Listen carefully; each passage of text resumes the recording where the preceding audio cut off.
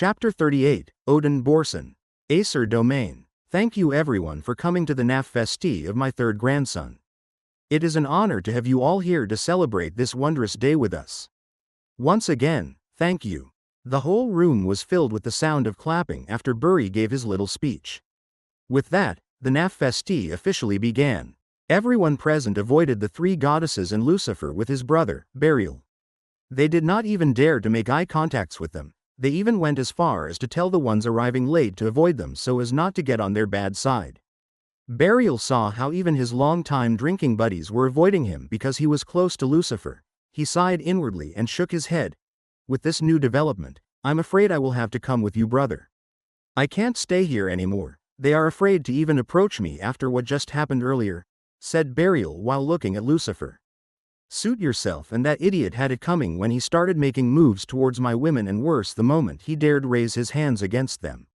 He should be thankful that I ended his torture quickly. If it were other times, he would be the one begging me to end his pathetic life, said Lucifer while clenching his fist tightly, as any time he remembers the earlier event, he just feels resurrecting the fool and like ripping the life off of him again. Burial didn't say anything anymore and just took a sip of his drink, as he could clearly see that Lucifer was still pissed by that stunt Vordraer pulled. Bast and Amaterasu were looking at him in a whole other light, and they felt something they never thought would happen to them in their lifetime. They felt their heart beat any time they look at Lucifer, and whenever he returns their gaze, it becomes intense. Of course, all of these were not hidden in the watchful eyes of the goddess of love, Aphrodite, who could smell the new scent of love oozing from Bast and Amaterasu. So she made it her personal quest to help them come to terms with their new feelings for Lucifer before it is too late, but that's for later, as today, they were here to just relax. The ceremony continued with no other problem, which made Bor and Buri sigh in relief. After a while, they called for the mother and the child to make their appearance to the people and to announce the name of the child. A petite woman with a tall statue came with a child in her arms. She is Besla, a frost giant, one of the descendants of Ymir. The crowd cheered when the mother and child appeared in the hall, as this is the first time they have seen the mother and child since when Besla put to bed. Bor took the child from her and faced the cheering crowd for them to see him clearly. This is my son. And I can never be any more proud to be the father of such a cute little boy from the most beautiful woman in all of the realms. From the moment I held my boy, I knew he was going to be a fine warrior, and he will one day lead the people of Acer to glory. And after pondering for a while, for a child like him, he deserves someone worthy to name him, and there is no one other than the one and only Lord Lucifer, who was gracious enough to attend this ceremony, said Bor, smiling while looking at his son.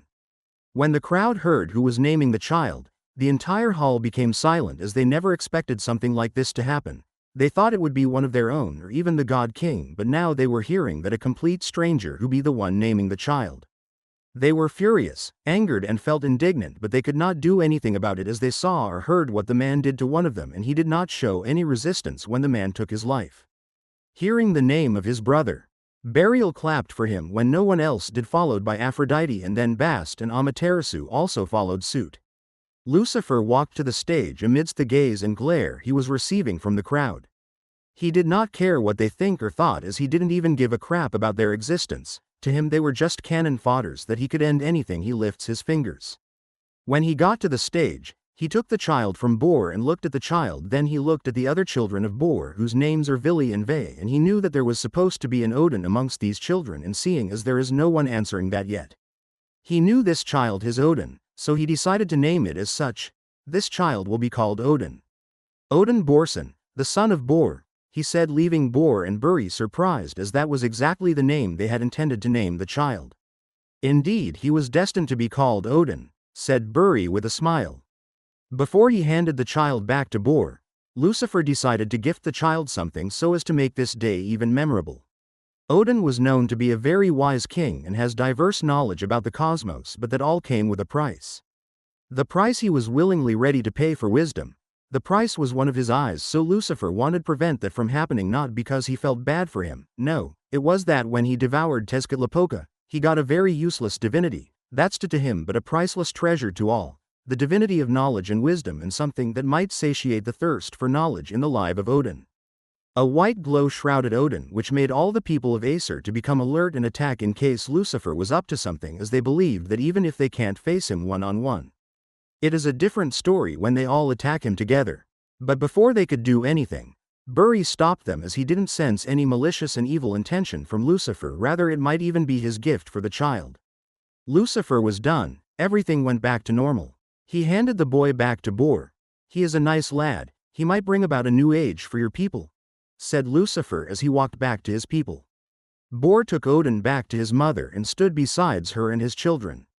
Ahem, ahem. Can I get everyone's attention, please? Everyone turned to look at Buri, who was still on the stage, and wondered what he has to say.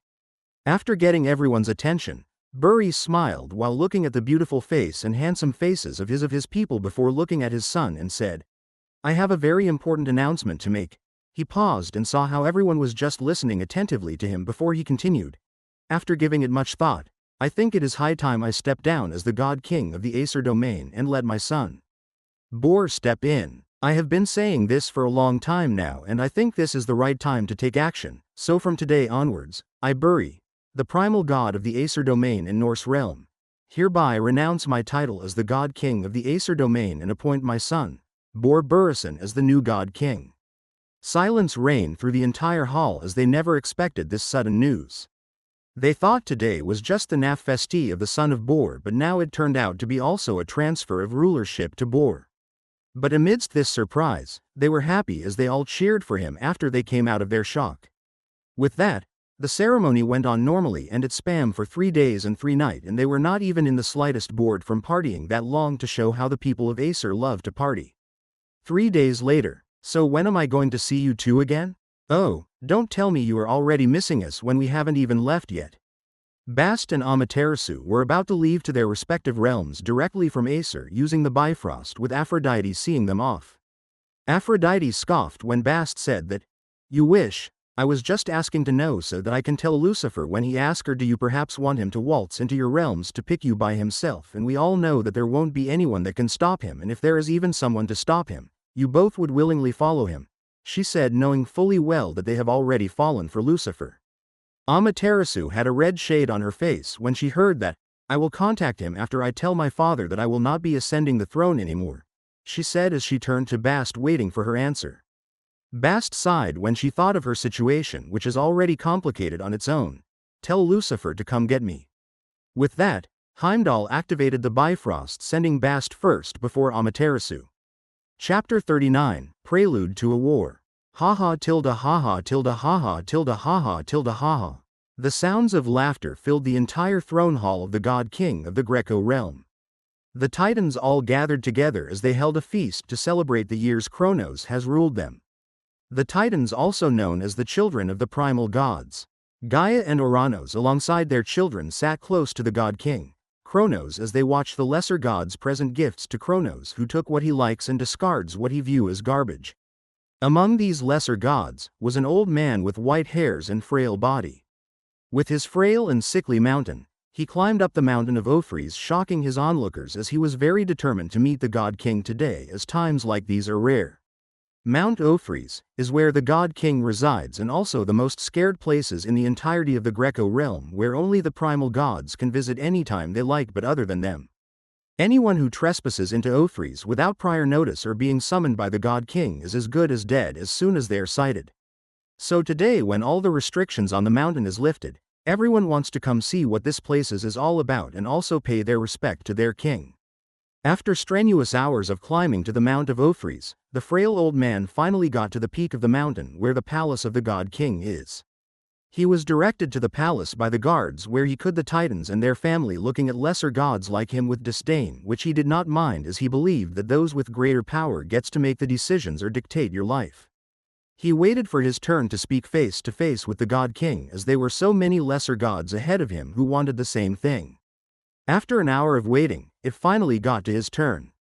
He moved forward, coming face to face with the God King, who towered over him. He was like an ant in the presence of the man. He came out of his daze and cleared his throat before he looking upward. "Greetings, great God King of the Greco realm. My name is Haius Eresis, one of your loyal subjects. It is an honor for me to be able to see you and step foot on your home. So to show my appreciation, I brought this special wine, specially made by the wood nymphs. It contains the essence of life blessed by the Mother Earth.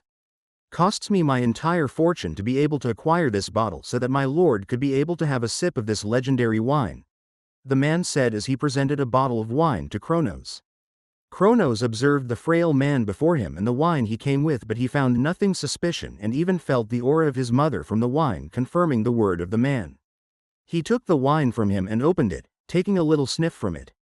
When he did that, he felt as if a whole new world has been opened to him. He felt very powerful, he felt full of life. As he was intoxicated by this new feeling of power, he had a vision about his downfall, where he saw figures standing behind another man as they looked at bleeding to his death. The man in the lead walked to him and bent to his level and said, "You never saw this coming, did you, father?" Immediately the man said that the vision was cancelled, and he could not help but frown because he did not understand the vision, as he had already gotten rid of his children, all of them. Looking at the wine in his hands, which made his powers go haywire, Kronos, wanting to know more about what he saw and how to prevent it, chugged down the entire bottle, making him hold his stomach in pain. Everyone, including the Titans, the lesser gods, and also the frail man, was surprised at the sudden action taken by Kronos. "What did you give to him? Speak before I end your frail life," Oceanus said as he appeared before the frail man with a sword made from water placed at his neck to stop him from doing anything stupid. Hades, the frail old man, was terrified by the aura pressure of Oceanus on him that made H shriek back in fear, almost costing his life if not for Rhea, who stopped Oceanus from separating his head from his body. "What do you think you are doing? Can't you see that it was Kronos who decided to chug down the drink on his one? He might have gotten greedy after sniffing the scent from the wine that he just did not want any of us to have, and maybe he is just suffering from the side effect of taking a potent wine like that," she said as she held the frail man and tried to calm him down. Oceanus backed down, not without glaring at Hades, still not trusting him. Before he could do anything to Hades, everyone present heard a blurbing sound and turned to see Kronos vomiting a rock like the size of a newborn baby, making everyone even more surprised. Before they could even register the scene before their eyes, they saw him throw up a fully grown man, and after that, another one came, and it continued until 5 fully grown adults were vomited out of Tuesday's stomach of Kronos. Nobody knew what was going on, as they did not expect something like this. Meanwhile, the Titans were confused as to where the fully grown young gods came from and why were they vomited by Kronos, until it dawned on them that they might be the children of Kronos, whom he told them that he had gotten rid of, as he did not want what their father said before his death to come to fulfillment, but they didn't expect him to swallow them. While everyone were confused, they did not see Rhea sneak up on the weakened Kronos. "This is for all the years that you made me a mother but also robbed it from me," she said as she stabbed him with dagger laced with poison given to her by her mother, Gaia, weakening him even further to give her and her children enough time to hide from him, as they cannot go to the island of Crete, as that would be the first place he would search. Arg, erg, the scream of Kronos drew everyone's attention back at him, where they saw Rhea stabbing him with a dagger. Everyone was confused by the series of events going on one after the other. They were not even done digesting what happened previously, but another one rises. Hades approached the disoriented adults that were just vomited out of the stomach of Kronos as he transformed into a very tall man, like 8 feet tall and muscular. His clear blue eyes that had arches of electricity dancing inside them. He is Zeus, the last of the children of Kronos. He helped his siblings up. "This is no time to be in daze, right now. We are in the enemy's territory, so we should get out of here very quickly," he said as they complied, using every last ounce of strength they could muster, and started making their way out of the mountain. But things did not go as planned, as the other Titans and their children blocked their escape route. "Now what?" one of the female sibling asked her supposedly brother. "What's the way forward?" Zeus sighed when seeing this, but good thing they had Métis and Themis on their side. Out of nowhere, a burst of light shone, causing the Titans to be momentarily dazed and giving Zeus and his siblings chance to escape. This way, the siblings saw Métis with another Titan, one of the children of Themis. Epimetheus calling out to them. Zeus and his siblings immediately went to them, and together they made their way towards the edge of the mountain, where Rhea, Themis, Mnemosyne, and Prometheus, another child of Themis, who caused that blinding explosion, temporarily blinding the Titans, making it easier for them to escape. Seeing all her children together, Rhea could not be any more happy as she ran to hug her 6 children together, crying as she has finally been reunited with them after so many years. "Come on, sister, we don't have the all day, we have to move before they arrive," said Themis, who didn't want to spoil the happy moment in her sister's life, but now it's not the time for it as they were still in enemy's territory. Rhea released her children from her grasp and cleared her face. Let's go. Chapter 40, Mount Olympus. We are here. In front of the group was a large tall mountain that had overbearing and imposing aura, a place fit for a king. Métis brought the rebels, which include her, Themis and her 2 sons, Prometheus and Epimetheus, Rhea, Mnemosyne, Zeus and his siblings. This was the mountain she saw in one of her visions, a temporary base of operation and after the war, a new home for the Olympians, the Mount Olympus. Without wasting any more time, Métis led them to the mountain. At the peak of the mountain, stood a woman with a celestial appearance watching the new intruders that were trying to come to her mountain where she needed to rest. Now who are this bunch of wastrels again? I thought I got rid of the last badge, but I guess I was wrong. But from the looks of things, this wastrels are better than the last ones. Maybe they might be able to give me entertained for a while before getting rid of them completely. The woman said while she raised her hands to the sky, making to go dark. The woman's shadow started getting larger and larger, covering over a big distance. From her shadows, demon-like creatures of different species came out. Why don't you go greet our new guests? My little pets. The woman gave out the command, which made the demon-like creatures roar as they charged to the base of the mountain. This better be fun. The woman laughed so loudly that he sounded throughout the island. Oops. I hope she does not wake up. The woman said before running away from there with her hands on her mouth. Back at the base of the mountain, Métis sensed something was wrong the moment the sky darkened, and now they were hearing an ominous laughter coming from the peak. There is something really dangerous up there, and she knew going further might cost them their lives, but they have to get to that mountain so that they can begin making arrangements and come up with strategies on the upcoming war between Titans and the Olympians. She never doubted for a second that they would not use this mountain, as even though she could see the future and she herself standing on the peak overlooking the lesser gods on the base of the mountain. So she could not back down now, not when she has come this far. Everyone be careful, we might not be the only ones on this mountain, she warned the others before going on the defensive. Mnemosyne, knowing she won't be of any help if eventually a fight breaks out, looked for the closet person to assist so that their chance of survival increase, and that person happened to be Zeus. They arrived at the mountain and was about to go up the mountain when some dark creatures attacked them from different angles, but good thing they were on their guard after the warning from Métis. Zeus, channeling the already cloudy sky, he called upon terrifying lightning bolts which he used to rain attacks on the creatures, dwindling half their numbers. His siblings weren't left out either. Poseidon, one of the brothers of Zeus, called upon the water bodies, flooding the creatures, drowning them in the process.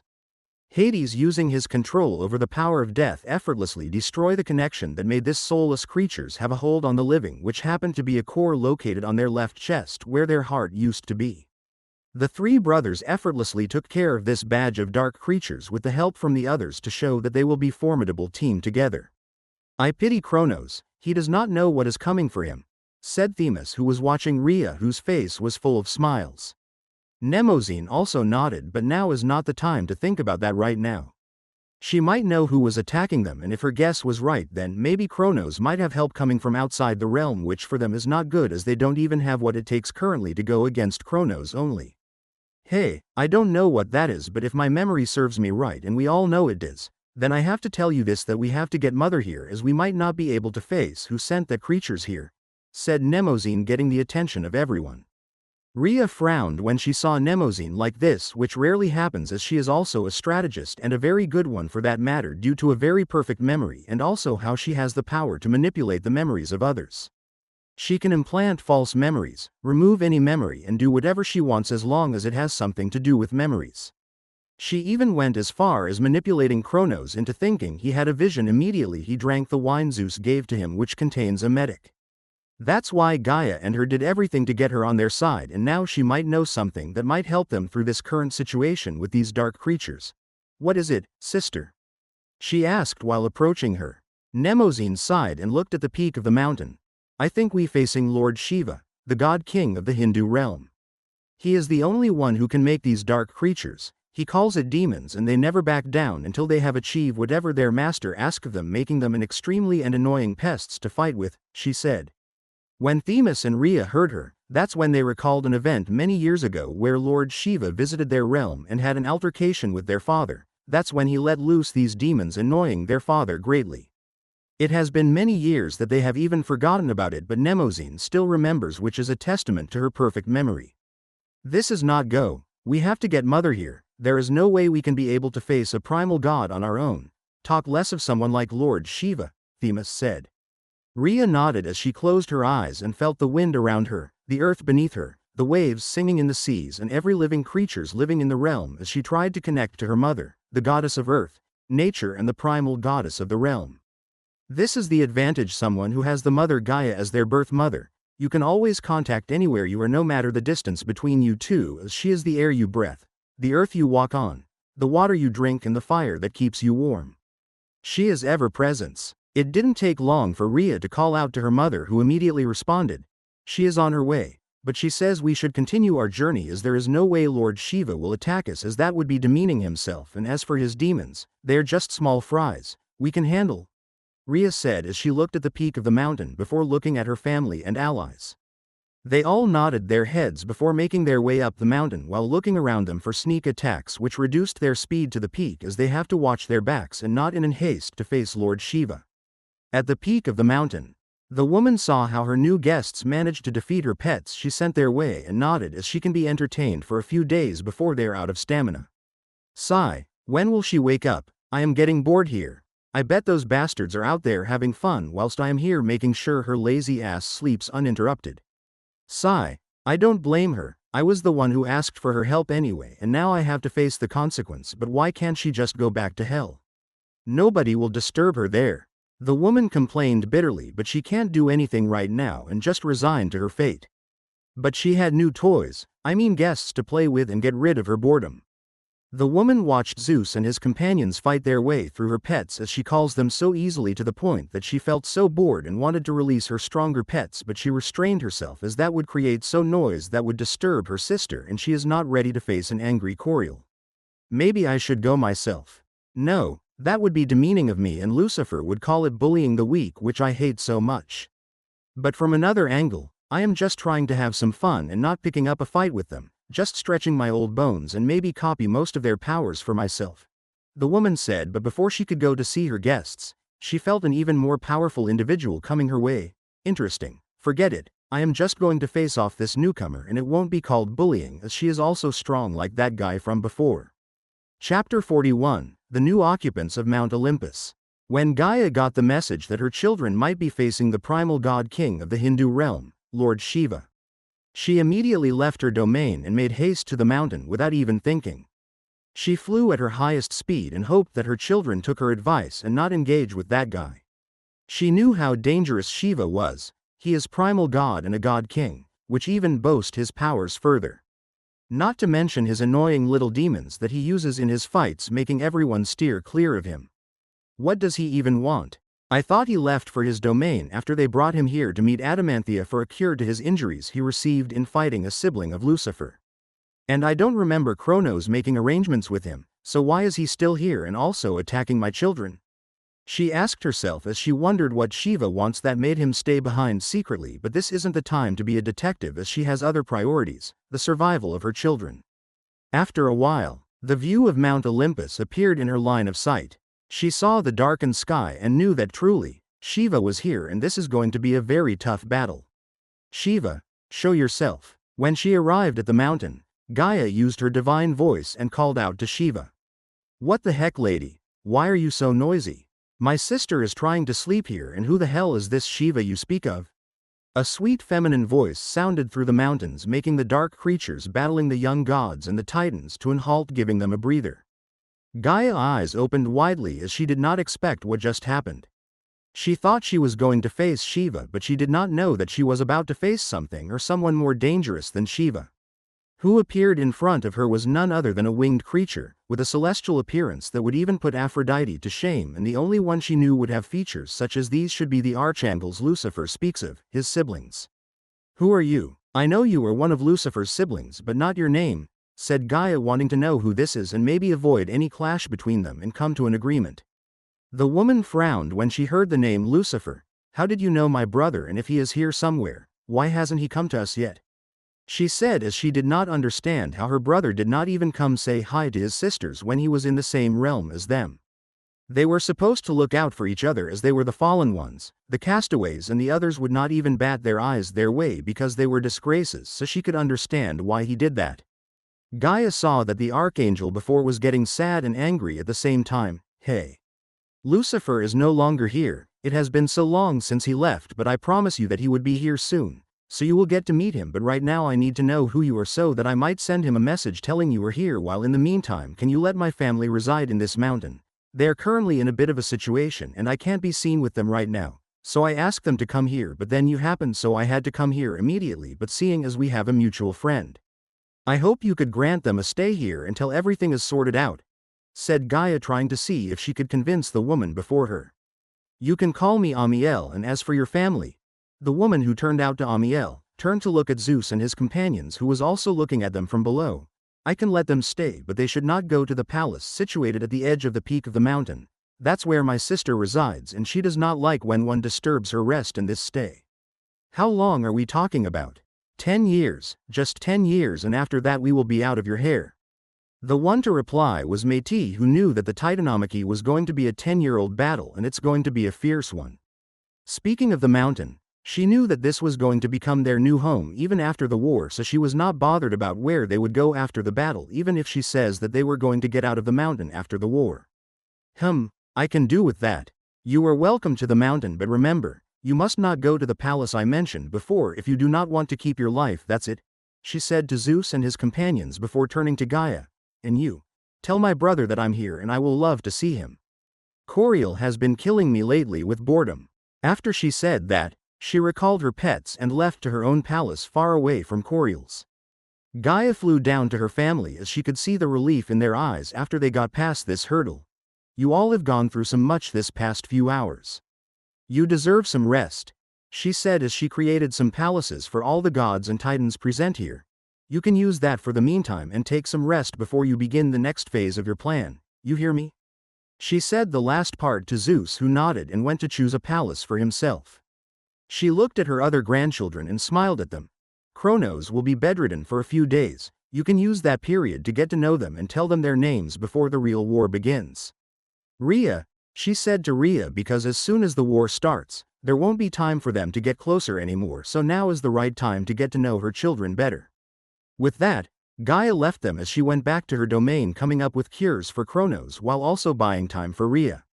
That's the burden of Gaia, trying to make sure all her children come out of this alive, even if it means offending the other.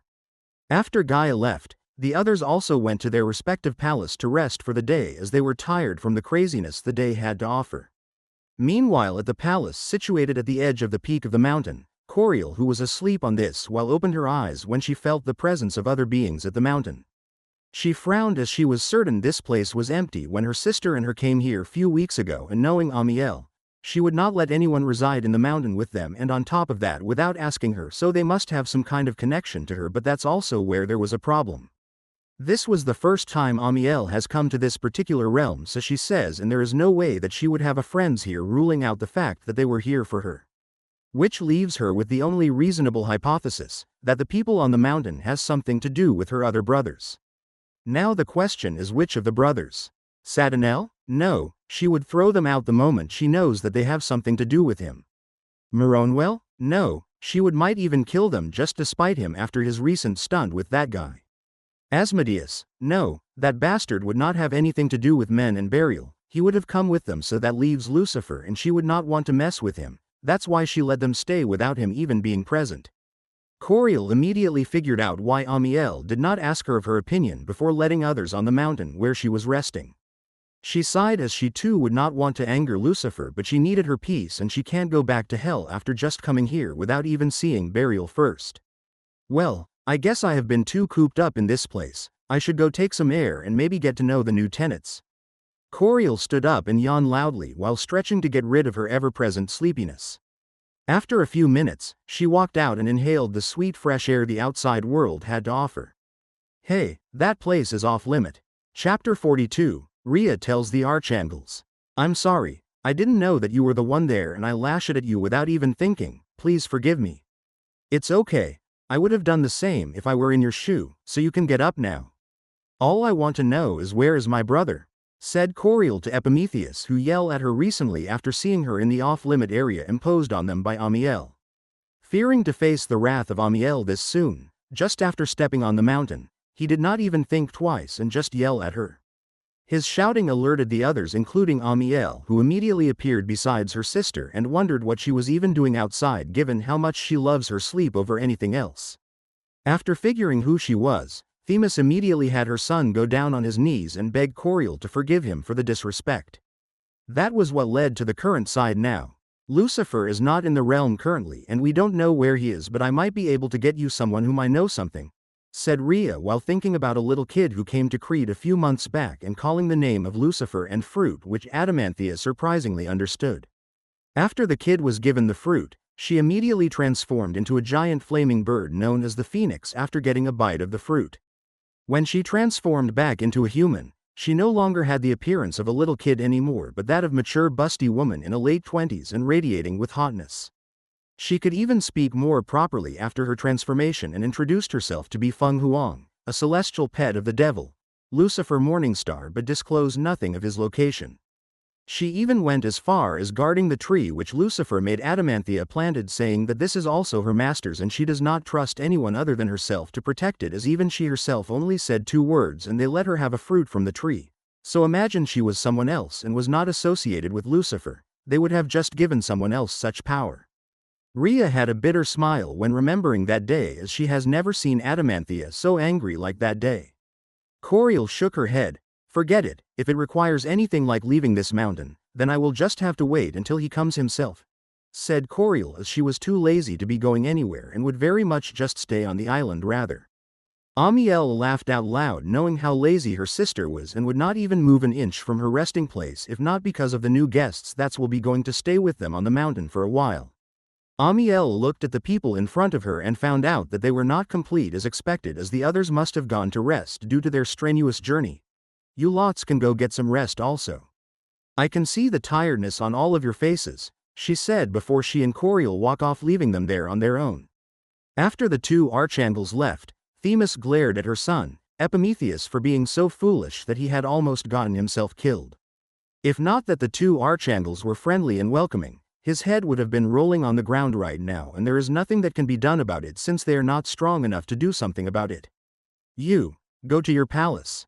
I don't think I can stand you right now, Themis said as she was holding herself from punching him unconscious. Epimetheus didn't want to make his mother even angrier, as he knew that she was only looking out for him and was afraid something would have happened to him earlier. That's why he obediently walked to one of the palace his grandmother made for them. The others also went to their respective palace and decided to call it a day.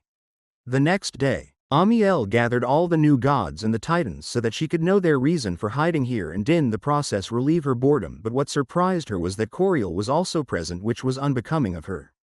Amiel looked at her sister weirdly. I wonder how long she is going to sleep after this. Probably a billion years, said Amiel in her heart, as she could not understand what her sister was up to.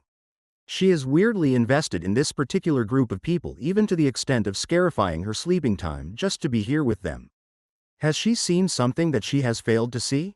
Or does this have something to do with Lucifer? But Amiel was no for not pleasing anymore, not even their father, as she believes there are better things worth doing rather than flattering someone which at the end of the day might not even look at your face.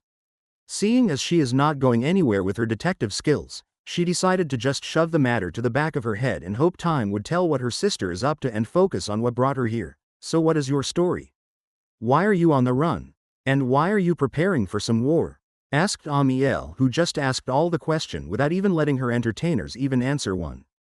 This made Coriol slap her forehead and sighed. You should let them answer one question before throwing the other one. Sister, she told Amiel, who just looked at her as if she did not know what she just did. Coriol sighed once again when looking at her sister's oblivious act before she turned to Rhea. So what my sister is trying to say right now is, what happened to you to make to flee here? Since Amiel would not admit what she did, she decided to take matters into her hands and then became the questioner. Feeling the gaze directed at her, Rhea knew that she was the one being asked, so she straightened herself and cleared her throat. It all started after my husband Kronos and some of my brothers joined hands together to take down my father, Kronos on the behest of my mother for having her children cast to Tartarus just because of their deformity. With the help of my mother, Gaia, Kronos and my brothers were able to take down my father, but my father believed Kronos to be the perpetrator of the whole rebellion against him. So my father with his dying breath cursed Kronos to also have the same fate such as him, making Kronos paranoid and had to swallow all his children. Everything I bore one. When Amiel and Coriel heard that, they frowned as what that Kronos guy did was too extreme. How can a father even have the heart to swallow his own children just because of some stupid curse of a dying man? Even their father did not kill or destroy them when they rebelled and only threw them to hell, and from what they have known about their father from the many years with him, might have even known that they were going to rebel against him even before he created them, yet he still went ahead and made them because he knew that he is going to come out on top, as his authority can never be shaken, not by the likes of them. And here someone who was so strong and has an aspect of the cosmos as his divinity still was foolish enough to not to know how powerful he was to be threatened by his children, but because of his greed, his judgment became clouded and the only thing he could think of was just to get rid of his own blood so that they cannot pose any threat to him or his throne. After that, they went back to listening to the story of Rhea while thinking of ways to make Kronos suffer and wondered what would have happened if their father was like this Kronos. After the fifth child, I could not let him have his way anymore, so with the help of my mother, friend and Lucifer, we is my sixth child, Zeus here in the island, and was trained there so that one day he may be strong enough to face his father, the same thing he so dreaded, to even get rid of his own bloods. With meticulous planning, Zeus with the help of Métis and Mnemosyne finally got close to Kronos and fed him the wine laced with emetic provided by my mother, Gaia, which caused him to vomit all of his swallowed siblings, said Rhea, finalizing her story while looking at her 6 children with smiles on her face. Coriel felt bad for Rhea as she can never imagine a mother without their child for even a day, and yet this woman before her had to be separated from her children immediately they were born just because of an insecure man. The air around them grew chilly as Coriel couldn't hold her anger anymore. I will make sure you have our full support when the war begins. A man like that should not even be allowed to see the next day, Coriel said, surprising everyone seated, and the one even more surprised was Amiel, as all she could only think of right now was if her sister was possessed. Chapter 43, Planning to Break into Tartarus. It has been a week now since Rhea, her sisters, her niece and nephews and her children arrived at Mount Olympus, and during the course of that week, Rhea and her children have bonded and she gets to name them. She named her eldest daughter and firstborn, Hestia, her second-born, Hades, the third, Demeter, the fourth, Hera, and the fifth, Poseidon. The 6 siblings also became closer with Zeus, telling them about his early life and how it was his mission to usurp their father, Kronos, to which they all agreed. Now today, the 3 boys of Rhea, Zeus, Hades and Poseidon, are about to venture into Tartarus, the domain of the Thanatos and 2 primordial gods, Nyx and Erebus, to rescue the Hecatonchera and the Cyclops, and in the process, send a message to Kronos. You have to know that Tartarus is under the watchful eyes of Thanatos and the primal gods, Nyx and Erebus. Now the primal gods won't interfere even if you kill their son, but I will advise you against that. You don't want to go down that route, so you must make sure you have the upper hand against Thanatos by using the element of surprise and take him out of the equation. For example, immobilize him, then the rest will be easy for you all. Métis, the master strategists of the Olympians, said as she laid out her plans to the brothers who were venturing into a very dangerous place. Wait, so you are saying that they can't get rid of that Thanatos guy in fear of his parents, but the guy can kill them? Said Amiel, who looked at Métis, who nodded at her to answer her question. That's bullshit. I say if he tries to kill you, fight back with the intent to also kill. What's the worst that can happen?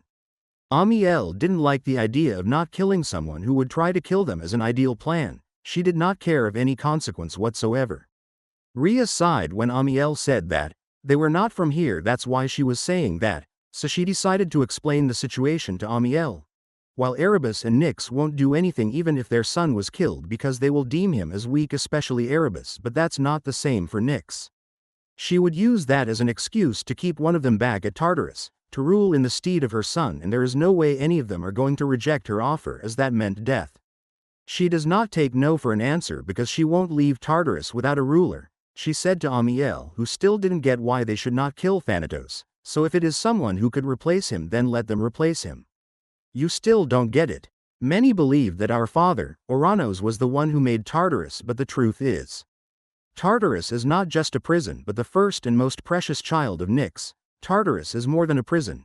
Even Thanatos does not know that because Nyx would not let him know, and the only way we know all these was because our mother told us when she came to us to help her. Tartarus is a place for damned souls, a place for the dead. It is not somewhere someone would want to stay. Even the current ruler, Thanatos, wants to get out of that damn place, but he can't because he is fearful of his mother's wrath, and nobody wants to get on her bad side, not even her consort Erebus, and not even my mother. Nyx is the personification of night, the first primordial goddess to be ever born. She is feared among all the realms. She is that powerful, and there has been no one who I can say managed to stand against Nyx and made it out in one piece. So if they kill Thanatos, then someone is going to take his place. She made Tartarus and she made the god of death. So killing the current god of death means becoming one, and I don't think anyone would be willing to become one and stay in that hell. Mnemosyne explained to the two archangels, making them understand why nobody would want to offend Nyx or try to kill Thanatos so as to avoid the fate awaiting them. Coriel didn't even listen to Mnemosyne said when she heard that Nyx was the personification of the night. She knew that there was something drawing her to this particular group of people, but she did not know about that until now. What drew her to them was this being Nyx, and she is going to find out what's so special about her and what is their connection to her. Why don't I go with them? I can help deal with this Nyx lady, and they can do whatever they want in that Tartarus place, Coriel said, looking for a way to go to Tartarus and meet up with Nyx. Rhea, Themis and Mnemosyne looked at each other and were at lost for words. Even Amiel was surprised by what her sister just said. Hey, what did you do to my sister? She would never volunteer for something like this and would rather much sleep, Amiel said while bringing her face close to Coriel, trying to figure out if her sister was possessed or has a split personality. But the way Coriel looked at her sent chills down her spines, making her back away. Yeah, you are Coriel, I get it, so please stop looking at me like that anymore. The Titaness and the new gods were all dumbfounded when they say how fearful Amiel is of Coriel, making them believe that even among the archangels, there are some who are stronger than the others. Rhea and Zeus even wondered if Lucifer was even stronger than this Coriel, given the way Amiel asked for Lucifer to come meet up with them. We can work with that. I can even hold off Thanatos on my own while the rest of you can free the Hecatonchera and the Cyclops, Hades said, bringing the others' attention back to their meeting. Okay, I will also go with them, said Amiel, getting a side eye from Coriel. What? Didn't you hear that they have two primordial gods residing there and you want to face off against one of them, and obviously the other one would not just sit by and let you do whatever you like, which would put the odds against you. So I'm coming to even that odd, Amiel said, gaining approval from the others, but Coriel shook her head. You can't, and I believe I can handle 2 children, Coriel said, shocking everybody. A primordial god is a child in front her, then what are they, ants? Even Lucifer was not like this, making them believe that Coriel might be stronger than Lucifer. Amiel just stood up and walked out of the gathering, not because she was angry but because she knew that she can never change Coriel's mind, so why waste her time when she could use it for something else? Zeus looked at the back of Amiel as she was walking away, his eyes filled with lust, and he dreamed of having her as his own, but he was quickly brought out of his dreamscape by Hera, who tapped him on his shoulder while glaring at him for spacing out when they were in an important meeting. Coriel saw all these and sighed. You should not have any foolish thought about her, given your nature. You would die if you ever make any advances on her, said Coriel to Zeus, trying to save him from digging his own grave. Everyone knows that Amiel is an envious person and would never share what's hers with someone else. Talk more of a man she is in a relationship with who still has other women. That was something she would not only. So instead of letting him make his advances and eventually have Amiel fall for him while he is still chasing other women, airing the wrath of Amiel, she should just stop him right now. Hearing what Coriel just said, everyone's attention were drawn to Zeus, who just smiled awkwardly from embarrassment. Rhea even went as far as smacking him on his head, as she has warned him time without numbers to control himself, especially in the presence of the archangels, but he did not listen, and now one of them knew that he was checking out the other one. Rhea apologized for his behavior and promised to talk some sense into her some. Coriel waved her hands. That's not necessary. What is very important now is for your sons to get ready. We have a prison to break, she said as she stood up and left to also get prepared. Chapter 44, Tartarus. This is the entrance to Tartarus? Poseidon asked Zeus, who held the map of Tartarus, since he is the only one who knows his way around here and grew up outside of his father's stomach and in the realm. Zeus looked at the entrance in front of him and the map in his hands and nodded. Yes. The moment we pass through that portal, we are inside Tartarus. so we have to proceed with caution, he said while looking at his companions. You lots should proceed with caution because whatever happens inside, I will not interfere unless it involves the primordial, Nyx, since she is the reason why I am here, said Coriel, who was lying with her eyes closed on a flying cloud she made for the journey. Hades, Zeus and Poseidon just nodded before looking at one another and walked inside the shimmering red portal leading to the place of the damned souls, Tartarus. As soon as they went in, their vision changed as they felt a chilling sensation in the air as if someone is watching them as soon as they just arrived. She is watching, I can feel her gaze upon us, Coriel said as she opened her eyes and looked below her as if looking at someone who was also looking back at her. In the very depth of Tartarus, a woman with a long flowing black hair and black eyes as dark as the night could be seen looking upward when she felt the presence of 3 new gods and a very powerful being who also knew of her spying on them. She is Nyx, the first primordial being and the goddess of the night, the mother of Thanatos, the god of death, and Tartarus, the place of the damned souls. I wonder what they are doing here. Well, I just have to wait and see, she said as she focused her gaze on the intruders on her turf. Back to Coriel and the 3 brothers. Zeus looked at the map in his hands. This way, we can avoid some of Thanatos's minions if we go this way, he said as he pointed at the path to their left.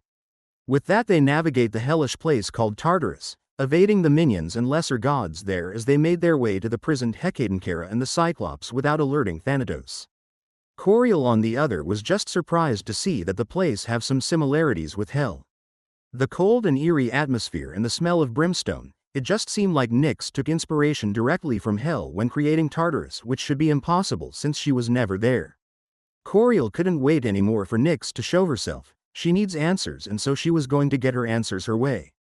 Hey, you lots continue without me. I want to have a talk with this Nyx person, said Coriel, who immediately dissipated the flying cloud on which she laid and willed her wings to come as she flew away without even waiting for the brothers to say something.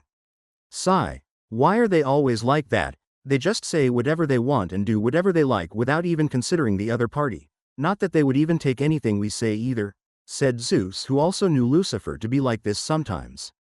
He will do whatever he likes without even asking if the other party is okay with it or not, as far as the end result is beneficial to his cause, he does not give a damn about it. Now, Coriel is also doing the same thing and ruining their plan.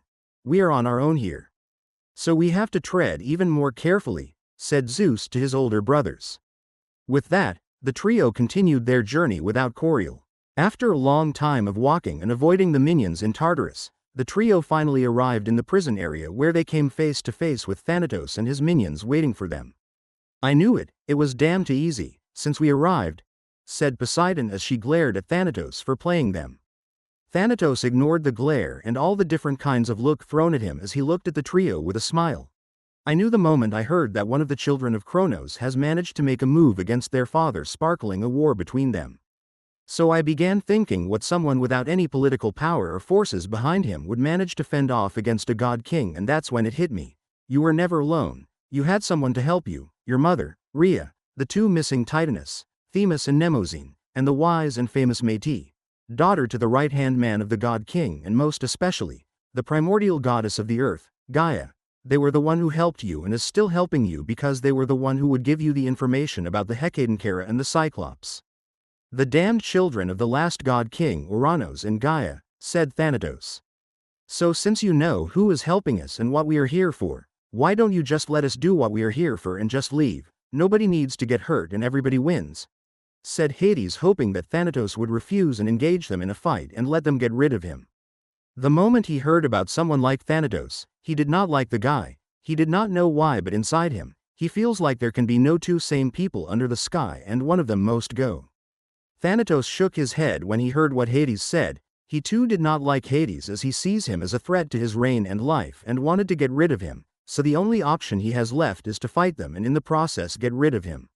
I would have loved to, but I won't. You see, you are not the only with a primordial goddess behind them. As a matter of fact, I have 2, so I will have to decline your offer.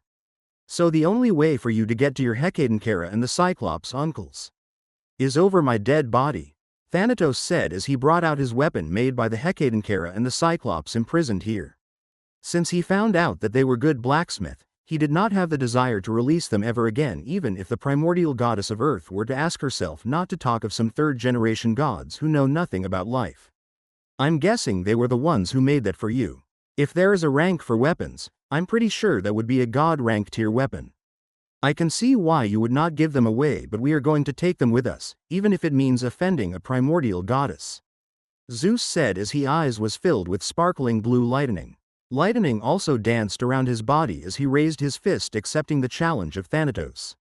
No, leave him for me. You guys can handle the lesser gods and the minions, I will handle him. Hades said, his eyes turning into a darker shade of black as his aura changed, giving him a dreadful vibe. He brought out 2 sets of daggers given to him by Gaia to boast his powers even further, as she knew that he might be facing the god of death, Thanatos, given his affinity to the domain of death.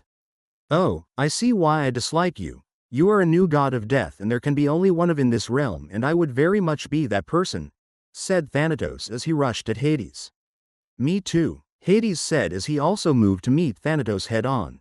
Zeus and Poseidon faced the lesser gods together with their minions, giving their brothers battle with Thanatos no interruptions. At the depths of Tartarus. So the fighting has began and a new god of death is also here. Ha ha ha ha. This is going to be interesting. I wonder where the other one is, Nyx said while watching the ongoing battle after she took her eyes off it as she made sure that Erebus do not interfere the affairs of the children. While she was so fixated in watching the unfolding battle, she did not know when someone intruded in her private area. Coriel just arrived as she also heard the sound of the trio engaging with Thanatos, but she did not pay that any heed as she was not here for that but for something else. And that something is in front of her. I thought they say you are the strongest of you lots out here, but I guess was wrong. So Nyx, the primal goddess of the night, what's so special about you that draws me to you? Chapter 45, Coriel and Nyx. I thought they say you are the strongest of you lots out here, but I guess was wrong. So Nyx, the primal goddess of the night, what's so special about you that draws me to you? Hearing someone else's voice in her domain that does not belong to Erebus or any of her children. Nyx was shocked since she did not even feel the presence of the person until they spoke. She turned around to see the woman who was with the 3 brothers in front of her, devoid of any emotions on her face. She found her to be weirdly familiar, but she knew that she has never seen her before nor have any encounter with her, and given the way she speaks and acts, she is not from her realm, maybe even the cosmos. She must be one of those strangers that her fellow primal gods were talking about. Are you one of the strangers from another cosmos? Asked Nyx, who do not want to engage in any form of battle without knowing who she was going to face.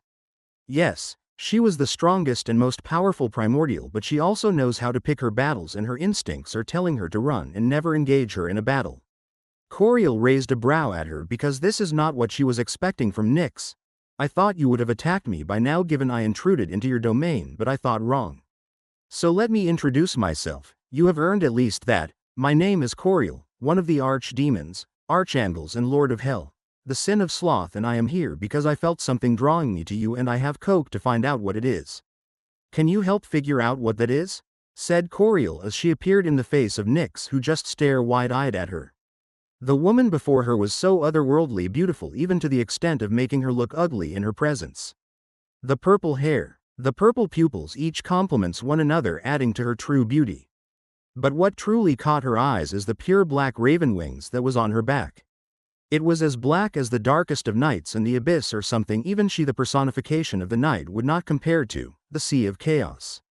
Chaos, something outside the cosmos, a place where no one would dare to venture into because how terrifying it is, which made them unable to leave their cosmos as they are surrounded by a sea of chaos ready to eat them alive the moment they step into it. But one day she tried to see what was inside this sea of chaos and decided to leave her cosmos. The moment she stepped out of the cosmos into the sea of chaos, she felt a terrifying presence inside, as if beckoning her to come to them, but she immediately turned around but was engulfed by a terrifying darkness which made her lose her consciousness. Later she woke up inside her home without any recollection of how she got there in the first place, and then she found this weird pendant clutched tightly in her hands. Another mysteries she is trying to solve till this very day.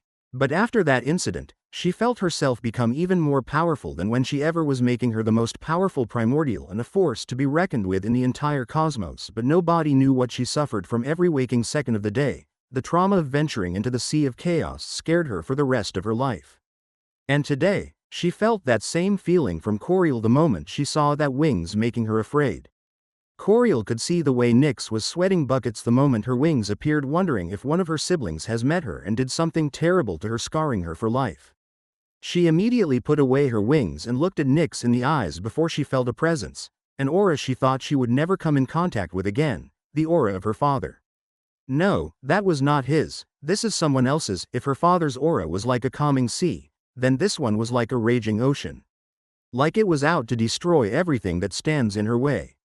She traced the presence and saw the source of that aura. It was from the pendant Nyx wore around her neck. "Where did you get that from?" asked Coriel as she ran her hands around the pendant. "Outside the cosmos, in the sea of chaos. I don't know how, but I found it on me after I woke up from falling unconscious in there," Nyx said after calming down and saw that Coriel was also interested in the pendant. Maybe with her help, she might find out what really opened to her in there and get rid of her trauma and having her old life back. Coriel frowned when looking at the pendant, as she could feel that something or someone's consciousness is clearly hidden in the pendant, and they are the one calling out her, drawing her towards them the moment Zeus and his companions stepped forth on Mount Olympus. "I will be holding on unto this," Coriel said as she took the pendant from Nyx and turned around to leave, since she has gotten what she came here for. She see no reason to hang around anymore. "Wait, I just can't let you take what's mine. I either come with you or you stay here with me. Either way, I am not letting my eyes off that thing. I need to know what happened to me in there, so what do you say?" said Nyx without taking her eyes off from the pendant. Coriel sighed when she saw how stubborn Nyx turned out to be without even knowing what she was dealing with. Even she herself just wanted to take the pendant and give it to Lucifer to help her figure out how this pendant is linked to them and their father, because she was still getting that same vibe she gets anytime she was in the presence of her father. Coriel put away the pendant.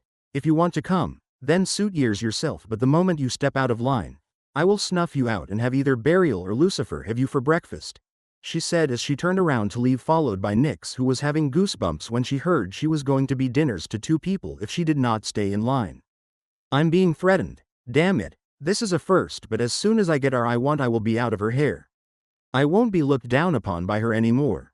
With that, Nyx joined Coriel as they made their way out of the depths of Tartarus. Back to RGE trios. Clang, tilde clang, tilde clang. Thanatos and Hades were exchanging blows after blows, with Thanatos coming out on top as he was the better and more experienced fighter than Hades, who was in his father's stomach all his life.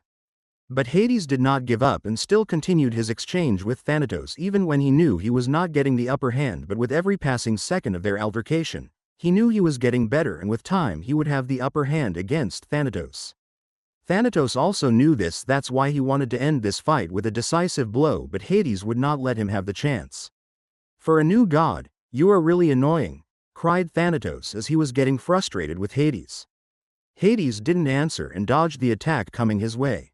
Zeus and Poseidon were also having some difficulties as they are outnumbered, but they are having it pretty well compared to Hades, who was facing a second-generation god. Hades bent low when Thanatos threw a large blast of deadly energy ball towards him, destroying what was behind him. Hades with a burst of speed rushed at Thanatos, who has let his guard down after he launched his last attack and stabbed him in his torso before getting away from him.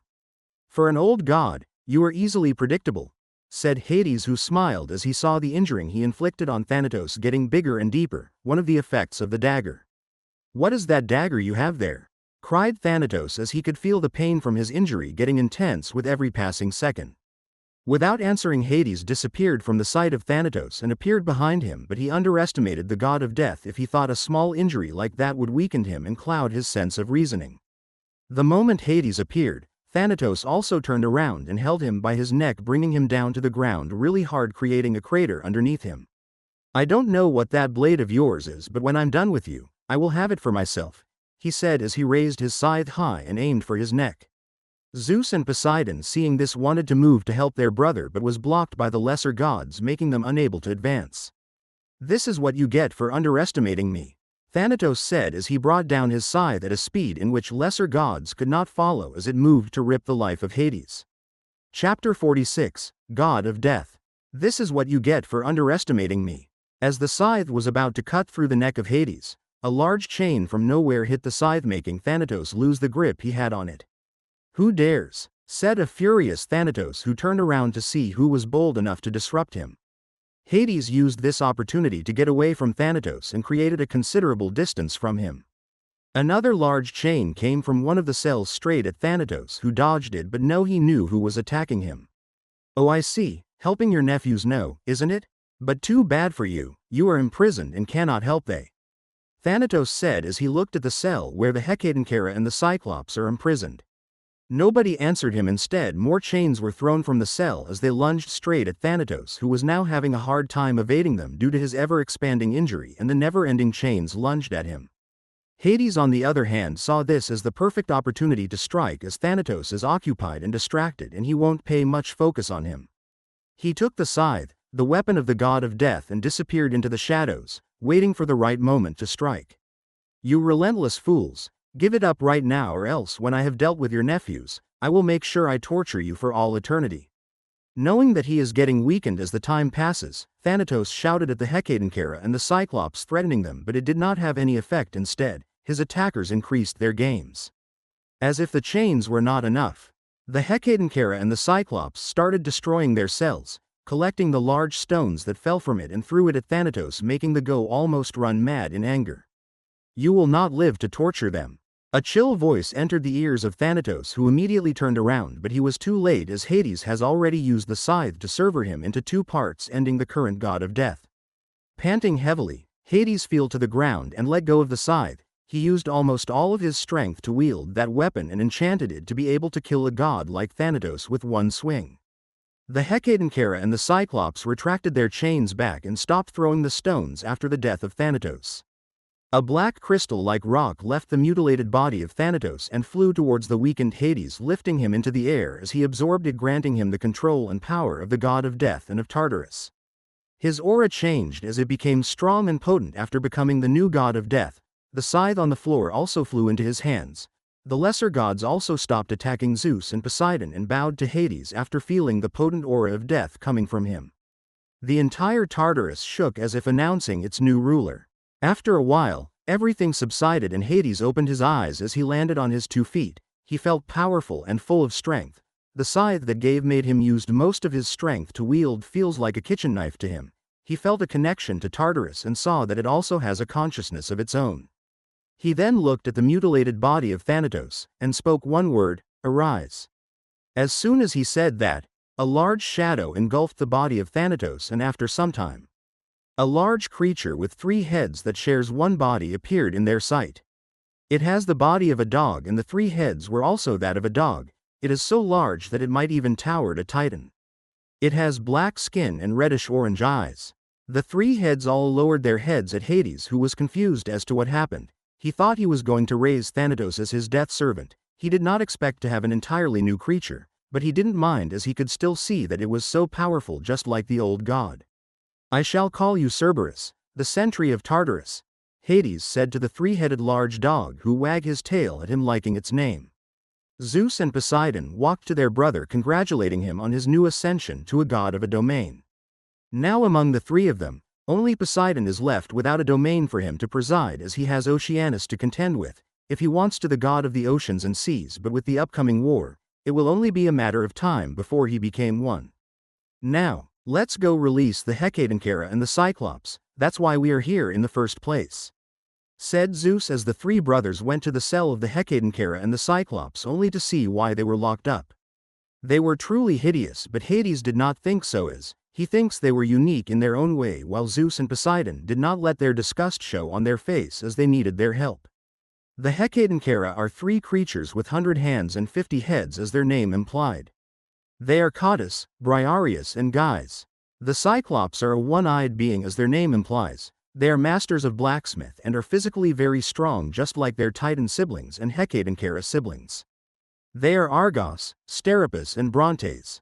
The brothers released them and brought them out of their cells. The Hecatoncheira and the Cyclops were happy to be able to finally leave that hole that they were locked in for almost their lives by their father for something that they did not have control over. Anger flashed past their eyes as they swore to confront their father the moment they leave Tartarus.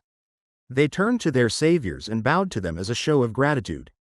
"Thank you for what you did for us. We will forever be in your debt, but first, who are you?" said Brontes, one of the Cyclops, as they did not know anything of the outside world since they were trapped here. You did not know us, but yet you helped him. That's something someone in their right mind would normally not do," said Poseidon, as it was a common knowledge that even he picked up after he was released from his father's stomach. This is a world where people only look out for themselves, as they don't know who is going to backstab them anytime. What if they were fighting Thanatos so that they could have the chance to kill them, and Thanatos was trying to protect, but yet they helped them? That's how they would have ended up dead. One of the Hecatoncheira, Briareus, looked at the three brothers and saw that they have a resemblance to Kronos and also have a kind of connection to him. "You have a connection to our father, and that God called you our nephews." Now I don't know what that word means, but what I do know is that we are connected some way, and given that we are still alive, I say you were here to release us from our bounds. We might have been imprisoned for all our lives, but we are not fools not to notice details such as this, boy, he said as he looked into Poseidon's eyes. "Okay, that's enough. We are not here to have a friendly banter or released you just to have a fight with you. We freed you because we want something from you," Zeus said as he explained everything to the Hecatoncheira and the Cyclops, from the moment where Gaia used the help of Kronos and his siblings to overthrow Kronos and killed him, and how he caused Kronos with his dying breath, making him paranoid, and even after becoming the God King, he still didn't feel at rest. Zeus then narrated how Kronos swallowed his children after they were born in fear of the curse coming to pass, and how Rhea couldn't take it anymore, so with the help of Gaia, she took her last child to her friend in an island to hide and prepare him for his confrontation with his father. He went ahead and told them how he got his siblings out of his father's stomach and the events that led them to Tartarus, which is to ask for their help in dealing with the Titans. If Mother was the one who asked you to come, then I see no reason to refuse to help you, but we can't just trust you blindly. What if after we help you, you won't have us thrown in here again?" Argos, one of Cyclops, said as he won't just trust the words of this new gods, given the way their family had a way of not keeping to their words. "You have my word as the new god of death and the ruler of Tartarus, that you won't be sent here anymore as prisoners," Hades said as he exercised his powers and control over Tartarus as he destroyed the previous cells of the Hecatoncheira and the Cyclops. "Then you have yourself a deal." Chapter 47, What's Coriol up to? Realm of Shinto. Lucifer, Burial and Aphrodite just arrived back at Shinto and was about to go inside the Devil's Palace when Kong ran out to welcome him. "Greetings, Master. Welcome back from your travels."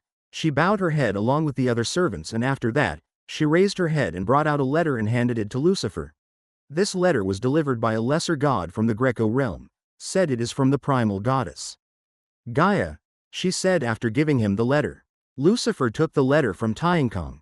"You can go now. I will send for you when I need your assistance," he said, and with that, Kong left them along with the servants. "I wonder what made her write to me this early." "There is only one way to find out. Why don't you open it, brother?" said Burial as he was wondering who this Gaia could be and what is her relationship with his brother. "You are right, brother," said Lucifer as he opened the letter. "Lucifer, I am writing to inform you that the war between Zeus and his father is about to start, but you told me not to inform very early and only when the war has fully started, but something came up and I had to write. You see, two of your sisters that go by the name Coriol and Amiel are here in the Greco realm, and they had already arrived in Olympus long before we arrived and had to make a deal with Amiel, the one present at the time, before they could stay there, and now I have heard that Coriol has also made dealings with Nyx, someone who is feared in the entire cosmos. I don't know what is going on, but we require your presence here. You are the only one who can deal with all of these." Gaia, Lucifer sighed after reading the content of the letter and turned to look at Burial. "I thought you said Coriol was still in hell, so what the hell is she doing here and interacting with the people here?" he asked as he was told by Burial that Coriol remained in hell after they all left, and now he just found out that she was not there, and from the looks of it she has made a friend for herself. "And I thought she was the lazy one," Lucifer said as he walked into the Devil's Palace as he thought of what to do next. Meanwhile, Burial on the other hand took the letter Lucifer threw away and read the content of it with a shocked look. "I thought she was supposed to be the lazy one. How did she have the time to be making friends? She should be sleeping," said Burial as he passed the letter to Aphrodite, who was looking at him confused. After reading the letter, Aphrodite threw it away and looked at Burial. "Isn't Burial supposed to be the Sleeping Beauty? I thought you said she was in hell. So what is she doing here?" She also asked what everybody was asking. The reason why everybody was like this is because Coriol, a archdemon, archangels, and the sin of sloth was always lazy even before she became the Lord of Sloth, and never bothered to do anything in heaven rather than sleep and sleep, which made the other archangels and angels alike complain about her to their father, but he did not and just turned a deaf ear to them. But this did not go well with Coriel, as she feels that the murmuring and the gossips flying around heaven is disturbing her precious resting time, so she always devised a plan to get all the angels talking behind her back to stop, and what she did was something nobody should ever speak of, and that's when everyone knew to never mess with her again. So when Lucifer proposed the idea of rebelling against their father, she accepted, knowing that they were not going to succeed and their father would not destroy them, rather send them away, cast them to another plane so that she can have her quiet time. And just as she expected, it happened, and she along the rebel archangels were cast down to hell, where she was even given a sin that complements her nature. She told Burial all these, who in turn told Lucifer, who already knew from the memories of his predecessor that Coriel is someone that is always hundreds of steps ahead of her friends and foes alike. She is unpredictable, and that's why he kept her by his side all this time. But now she was here and he did not know about it, and worst of it all, she is now friends with Nyx, who was also another thorn in the ass. But he is Lucifer Morningstar, the devil, and he knew that Coriel is not vying for his title but something that has to do with Nyx, and he would very much like to know what that is, which means it is time he goes back to the realm of Greco and catch up with his sisters. Get ready, we are going back to the Greco realm, Lucifer said as his voice traveled to the ears of Burial and Aphrodite, who were outside and thinking about what Coriel was up to. Well, I guess we are going to find our answers soon, said Burial to Aphrodite as he walked inside and picked a room for himself and kept some of his souvenirs from the domain of Acer before coming out to see that Lucifer and Aphrodite together with Kong waiting for him. Let's go, Burial said as he walked to them, and they were all teleported out of Pangu realm. The Heavenly Jade Palace. Huh, that was fast. I thought he was going to stay a little longer before he leaves, said Shangdi, who sat on his throne currently in a meeting with his court when he felt the presence of Lucifer disappeared not long after he arrived. Anything the problem, Emperor Shangdi? One of the court officials asked when he saw him zone out for a bit while they were having a meeting. Shangdi came to his senses and smiled. No, there's nothing to worry about. What were you saying earlier? He said before thinking in his heart, I guess something urgent came up for him to leave immediately. I wonder what that is, and I hope it keeps him there for long.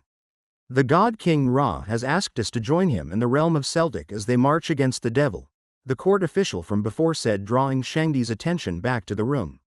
No, we are not going to join them. I don't want more problems than the one we can handle, and if they ask the reason, tell them we have a crisis of our own to deal with, said Shangdi while thinking of the beings coming from the dark domain, a place hidden from his eyes. The beings from the dark domain has been spying on them for years and has formed their own system taken from his own, and now they want to have a say in his court, but he can't let them in as he did not know what their agenda is. Yes, Emperor, realm of Greco. After the successful rescue of the Hecatonchera and the Cyclops, the entire Greco realm has been in turmoil as the god king has turned everywhere upside down just to look for where his children has been hiding and get rid of them before they become a problem. Have you found them yet? Sitting on his throne, he asked Oceanus, who was in charge of everything concerning finding his children and also his daughter, Métis. Oceanus took a deep breath and sighed. We have searched everywhere and we always end up with nothing. I don't think they're even in the realm anymore. Have you asked Mother? She should be able to help, said Oceanus. Kronos snorted when he was asked about his mother. I think Mother has no intention of helping us. She has forsaken me and she has every right to, since I didn't hold up my own end of the deal, and now my children has done what she always wanted. It would be no surprise that she has even began helping them, Kronos said without even looking at his brothers. Hyperion, Koios and Iapetus were also here with him. They were also racking their brains together to figure out where the hell is their sisters and Iapetus's children, Prometheus and Epimetheus, who supposedly choose to follow their mother to rebel. Koios, as if having an idea on where they might be, raised his head and looked at Kronos. For all of our searches, we have always overlooked one particular place because of welcoming there, but what if that's where they're hiding and there is more to the place than meets the eyes? What if we are seeing just what they want us to see and we fell of their trap, and you all know where I am talking about, said Koios as he smiled triumphantly. Kronos' interest was piqued as he also thought of that place, and he remembered that Rhea also has a friend there that goes by the name Adamanthia. You mean the island of Crete? Chapter 48, Back to the Greco realm. Island of Crete. We are being surrounded by the God King and his brothers together with their forces, and we are just going to sit here like it's nothing? They are attacking us for crying out loud. Cynosura, the nymph who was so against trusting Lucifer, which didn't fare well for her, said as she looked at Adamanthea, who was just as calm as a calm ocean. It has been almost an hour now since Kronos, the God King, arrived on the entrance of the island and demand they out Rhea and his children, or tell them where they can be found if they were not here, or else he would raze their island to the ground. But Adamanthea didn't even say anything and just sat on her throne as she created a projection of what was going on outside, watching as Kronos and his brothers try to break the impenetrable shield that surrounded the island thanks to the tree that was planted here long ago. Adamanthea looked at Cynosura and sighed. She just liked to complain about little things, and it is getting on her nerve. Will just shut up for once? Don't you know that a shield was erected the moment the tree matured, and nobody can pass through that shield unless I allow it, and nothing can destroy that shield as long as it stands. So I see no reason to panic. Instead they should be. They're going to disturb her with their noise, and we would see what would happen to them, she said while thinking of a certain phoenix woman who was meditating at the forbidden area of the island, where the tree is planted. But what if the truly impenetrable shield was destroyed? What are we going to do then? Wait for our death, said Cynosura, who would not her hope on some stupid shield. Adamanthea sighed once again as she knew Cynosura was a lost cause, and there is nothing she can do about it until she sees it for herself. Outside the island, Kronos could be seen floating in the air as he stares down at the island. He was furious that someone under his rule dares to challenge him. It is like he has now become a joke to everyone recently, and nobody takes him seriously, and it all started because of that stupid son of his. He should have killed them all the moment they were born. Now they all pain in his ass, including his mother and wife. But he would not let them have their way. He is Kronos, the God King of the Greco realm, and nobody, not even his mother, can end his reign. We have not been able to even leave a scratch on that invisible shield. Instead, it seems to be getting stronger and stronger every time we rain attacks on it, brother. I think we should just give it up and find other ways to get to them, said Oceanus, who could see that this is all a fruitless endeavor and a waste of their time. I highly doubt that. I don't believe that. That shield cannot be destroyed. Maybe we are not just hitting it with enough power, or there is something we are overlooking, like a weak point in the shield, said Koios, who also came to the side of Kronos. Oceanus looked at Koios and knew what the bastard was up to, trying to win Kronos' trust and later use it against him, and this is what Kronos would like to hear at times like this, because he just wants to look for his children and get it over with. So he would listen to what is going to help him achieve that easily, even if it is a lost cause. Kronos looked between Koios and Oceanus. Koios is right. We are not just hitting the right places and with enough power, he said as he looked at Oceanus. Tell those lesser gods to stand aside. The Titans are going to take it from here. Oceanus nodded his head and turned around, not without giving Koios a side eye. He went and gave the command of the God King to the lesser gods and Titans, their offsprings. Without any delays, the Titans all went to work, punching with their fists, throwing energy blasts of different elements all in order to destroy the shield, but even with the combined effort of the Titans, they were still unable to destroy the shield. Kronos was not willing to give up, so he turned to Iapetus. Where is your son, Atlas? Bring him here. He should be able to get rid of this pesky shield, he said. Iapetus and Oceanus both had their eyes opened wide. What is going on with Kronos? Does he not know that Atlas has been forbidden from ever coming close to him by Themis after she found out of his infidel with his mother, Clymene? Kronos was expecting Iapetus to be on his way right now, but he was still here, which made him frown and remembered what Themis did. If you are already about what Themis did so that you cannot see your son again, then I have to remind you that she is not here with us, and I have already taken care of it, so nothing would happen to your son, so go get him, said Kronos as he watched Iapetus leave. Oceanus couldn't take the madness anymore and just left Kronos to his own devices, since nothing he says was even getting into his heads anymore, so he is of no use here. Kronos didn't stop him and just let him go. All he had on his mind is how to break that shield and go into that island and strangle that woman, Adamanthea, and raze her island to the ground. In the forbidden area of the island, a woman with a red hair and a strand of black as if it was on fire opened her eyes as she gazed beyond the walls and saw what was happening outside. She frowned and stood up and walked out of the room, which houses a huge tree.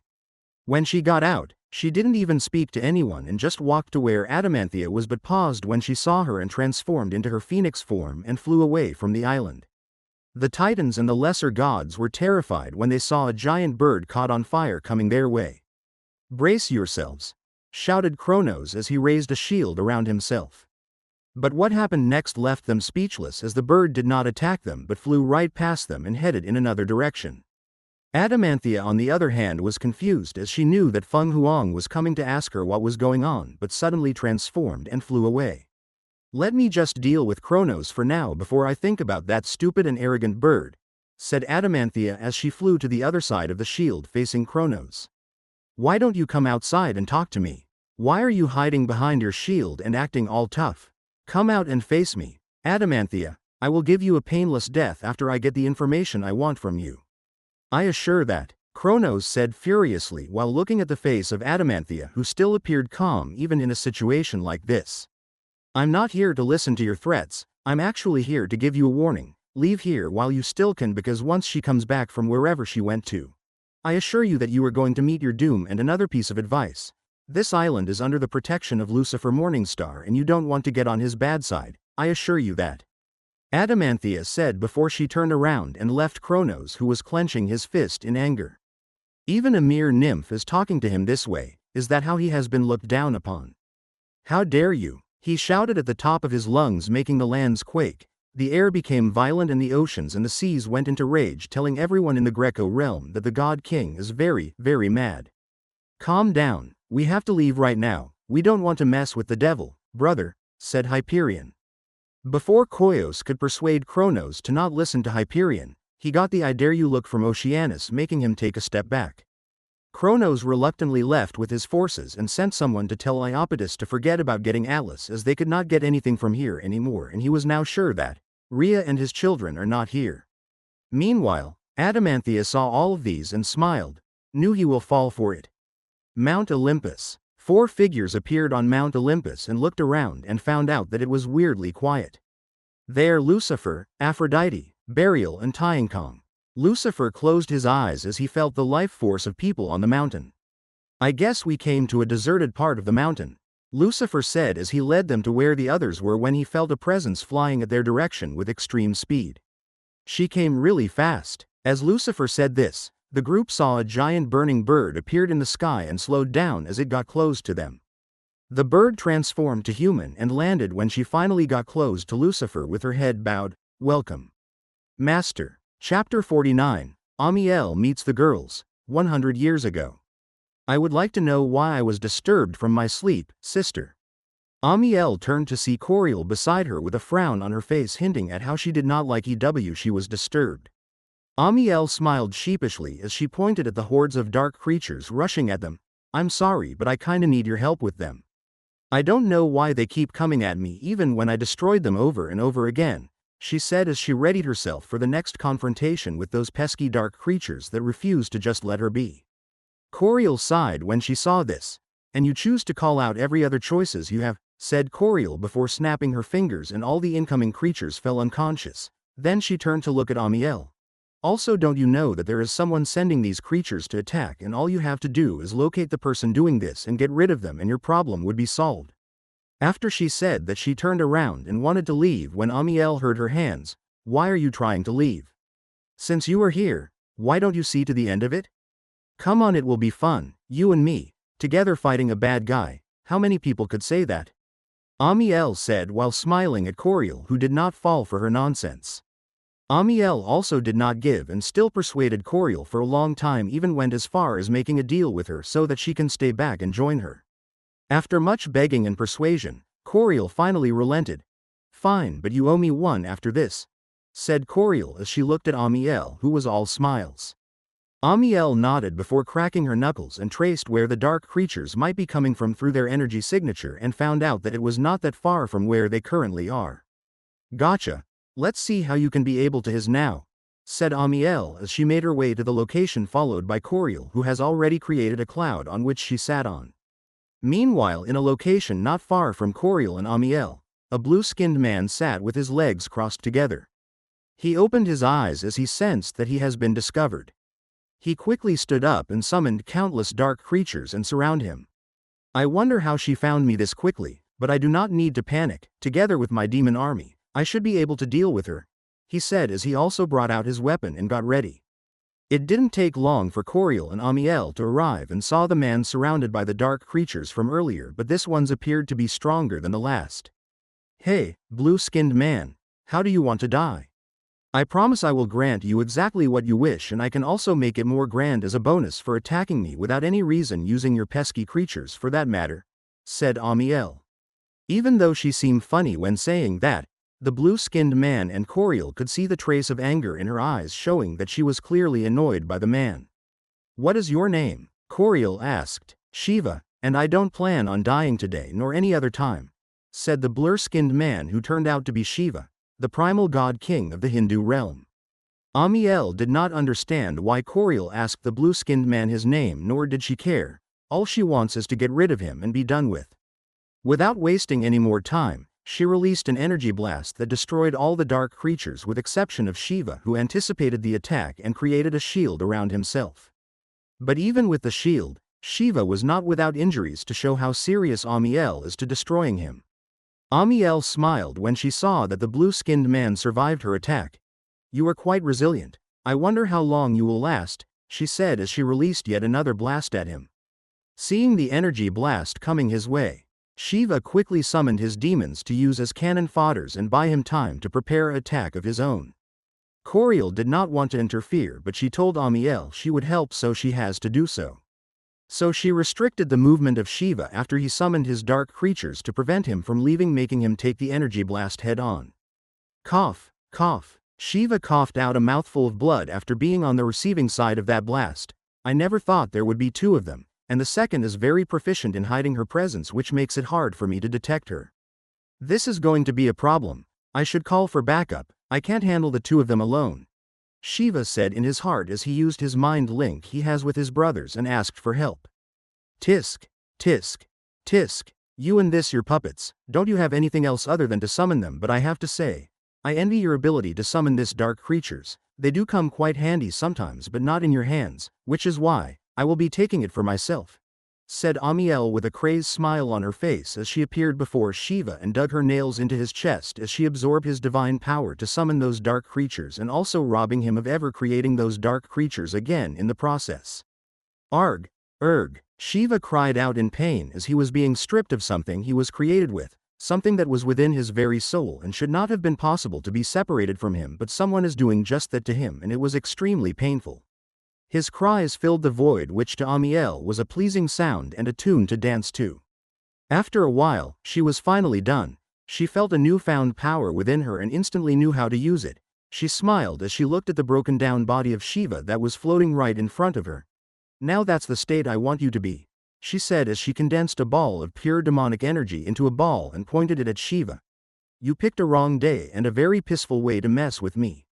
And with that, she released the ball of demonic energy at Shiva, who was defenseless and too worn out to do anything.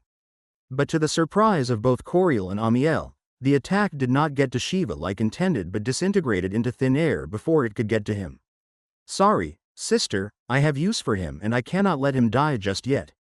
The two sisters heard a familiar voice from above them. They both raised their heads to see Moronwell, the greedy bastard of a brother. Before Amiel could react, both Moronwell and the body of Shiva disappeared, greatly infuriating her. Damn you, Moronwell, I will skin you alive when next we meet. Amiel shouted at the top of her lungs as she could not have her fun in peace. Coriel sighed. Let it be, you have already done enough and should just let it go, she said as she closed her eyes to get a good sleep as everything has been finally resolved. Amiel quieted down but was still burning with rage inside her and will never forgive Moronwell anytime soon. Back to the presence. And that's how we came here not too long ago after roaming for a while, said Coriel, who narrated to Lucifer how they ended here and together. So where is Coriel right now? Lucifer asked as he could not find her anywhere. Amiel pointed at her palace. She should be there together with her new boring friend. I just couldn't sit around and let them just talk about a stupid pendant and frown at me whenever I try to bring up something fun to talk about, said Amiel as she took a look at Aphrodite and Feng Huang, who stood side by side besides Lucifer. She looked at Burial. Who are these two? She asked him. Don't ask me, ask him, they are with him. I will be going now, said Burial as he escaped from Amiel's questioning. This is Aphrodite, my wife, and that is Feng Huang. She is my celestial pet, a phoenix. You gyros could hang together. I will go check up on Coriol. Lucifer introduced the two girls beside him before he made his way towards the palace of Coriol. Chapter 50. Tartarus merge with Hell. Why are you so fixated on this pendant? To me it's just another piece of jewelry, said Nyx as she played around with the pendant that she woke up to find in her possession. Coriol walked up to her and took the pendant from her hand. You don't know what this is, that's why you are so nonchalant about it. The aura coming off of this pendant is familiar and I am trying to figure out why it is so. First I thought it was from my father. It cannot be his because my father doesn't even stand up from his throne. Talk less of going into this sea of chaos you speak of, she said as she placed the pendant in a safe place. So what you are saying in essence is that there is someone in that sea of chaos who is on the same level of power as your father? Asked Nyx, who had her eyes wide opened. From the stories she heard from Coriol, the only capable of putting her and the rest of her siblings in their place is their father, and from what she has seen and heard about the otherworlders, they are extremely powerful enough to subdue a primal god without breaking a sweat. And now, she is saying that someone who is capable of birthing these beings has someone who is on par with him. This is ridiculous. While they were discussing about the pendant, Burial walked inside. Hello sister, and you beautiful too. So what's keeping you so busy that you even forgot your sleep? He said as he looked for a comfortable place to sit. I'm guessing Lucifer is also here given that you are here, said Coriol. Yeah, we just arrived not long ago and he should be on his way here pretty soon. As soon as Burial said that, Lucifer walked in and saw Coriol, who was holding something in her hands, and Nyx, who was just sitting and looking back at him. Ahem, goof to see you little sister. How have you been? Lucifer said as he also took a sit while looking at the hands of Coriol. What's that in your hands and why does it feel familiar? He asked. Coriol handed him the pendant she kept away. So you sensed it too, what do you think of it? Said Coriol. Reeks of chaos and destruction, a baleful aura opposite to that of father. Where did you get this? Said Lucifer after examining the pendant carefully. Coriol turned to look at Nyx, who sighed and explained everything that happened till the time she woke up with the pendant. Interesting, there is such a place and I did not know about it, said Lucifer, who gave Coriol the pendant back and stood up. I would have loved to explore this sea of chaos right now and find out the secrets it holds, but I am pretty occupied now. So Coriol, why don't you take Burial and Nyx with you and go check out what this place is, but if you sense anything unusual, you call me, you hear me? He said while looking at Burial and Coriol with a serious face on. Duly noted, so when are we going to this trip? Sister, said Burial as he turned to his sister. How about right now? I don't have anything doing right now, said Nyx. Coriol sighed as she wasn't expecting them to take the matter seriously, so she thought she would maybe rest a little before going to the Sea of Chaos to look into it, but now everything changed, which is very frustrating. Fine, but no talking during the trip. I would need all the rest I can get, she said as she together with Nyx and Burial left Lucifer as they made their way outside. Lucifer also left and went to tell Amiel about Coriol and Burial leaving for some time. Lucifer walked around the mountain while taking in the fresh air when he found a dark-haired young man with a dense aura of death coming from him. He walked up to him and looking at his features, he knew who he is. You must be Hades, the new god of death. I have heard how you managed to defeat Thanatos and made his domain your own, which is an incredibly impressive feat given you spent your whole life in a stomach, said Lucifer. Hades turned to look at the stranger with his brows raised. And you are? He asked. Oh, my bad, I am Lucifer. You must have heard of me from your mother or your brother, either one of them, but that's not why I am here, said Lucifer. A hint of recognition flashed past Hades' eyes when he heard who was talking to him but remained confused at what he said. So what brought you here? Lucifer smiled as the god of death didn't act like the others when they heard his name. You know, you are really an interesting individual. Some people cower at the mention of my name, but you still remained standing. Is it that you don't know who I am or you just don't care who I am? Lucifer asked as he continued to observe Hades. I know you. I have heard tales about you since after gaining my freedom. You are Lucifer Morningstar, the one and only infamous devil. Am I supposed to cower at your feet? If so, then you have to kill me, 'cause I am not doing any of those nonsenses, said Hades without even looking at him. Lucifer smiled. Actually, I do not want you to do any of that nonsense, but seeing how arrogant you are, I have to put you in your place so that you would know who the boss is. Immediately Lucifer said that Hades was brought down to his knees and have difficulties breathing under the pressure of Lucifer. This is only just a tip of what I can do, so while we are still on the topic, you are now the god of death and have a domain of your own, and I am also something of death god myself, not that I am one. So after thinking for a while, I would like you to work under me, be one of the few rulers of hell. My home, the one where I preside over, and in order for that to happen, I am going to have deal, where you will serve me unconditionally, and in return I will grant you power that even your grandfather, Kronos, never dreamed of having. So what do you say, Hades? Lucifer said while Hades was still down on his knees and gasping for breath. Okay then, I will be taking your silence as a sign of you agreeing with me, so I will begin now, said Lucifer as he extended his hands towards Hades, and a wisp of his soul flew out from him and Lucifer caught it. Now you are ruler under me. Don't worry, what I say about you having powers even Kronos didn't dream of was true, you should be feeling it right about now, Lucifer said as he released Hades from his suppression and walked off to look for Amiel. Hades, finally freed, breathed heavily as he felt his knees weakened and just fell to the ground. While he was like that, he felt a new wave of energy surge into him. He felt renewed, and the part of his soul that Lucifer took was filled up as if it was always there, but he knew that that was just the feeling he was getting from receiving the powers Lucifer promised. After the transformation, Hades stood up with a renewed energy and felt himself becoming more powerful than before, and if he were to face Thanos now, then he would not break a sweat. But he was not happy for becoming this strong, as he is also a slave to someone for it. While Hades was here contemplating what to do with his life, now that he has become a slave for life, Tartarus was going through a relocation. All residents of Tartarus, prisoners or not, all of them were being thrown out except for Cerberus, who is the sentry of Tartarus. The entire Tartarus disappeared from the realm of Greco as it merged itself to Hell, the home of the master of its master, Hades. Erebus, who was resting inside Tartarus, found himself outside with some of the prisoners and some who took up residence there. What is going on here? He asked, clearly furious. One of the lesser god immediately came to him and bowed. I think the new god of death chased us out of Tartarus, he said. Nobody expected what was about to happen next. The head of the lesser god was detached from his neck without Erebus even moving. What do you take me for? Do you think I am like you fools? I am Erebus, the primal darkness, and the likes of Hades cannot pull this on me, said Erebus, as he believed that even if Hades was strong enough to kill his son, Thanatos, he is not strong enough to evict him out of Tartarus, because there is nowhere he could be this strong unless someone is helping him. Chapter 51, Prelude to the Titanomachy. It has been a month now since Lucifer returned to the Greco realm.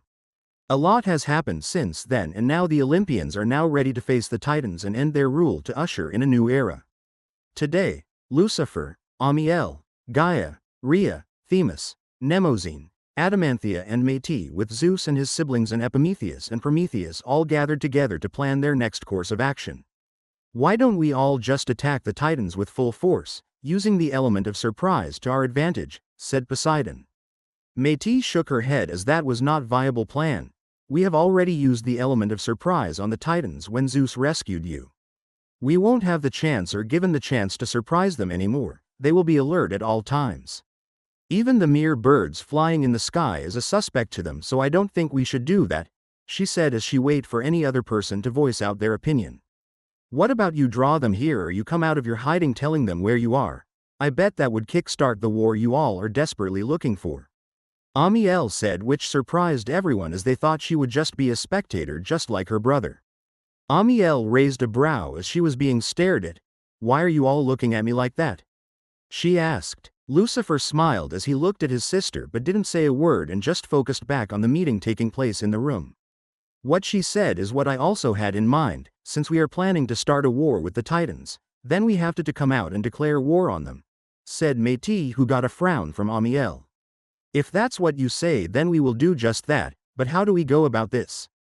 Asked Gaia. Métis and Lucifer both looked at Zeus, who was confused as to why he was being stared at. Who do you think he hates the most right now?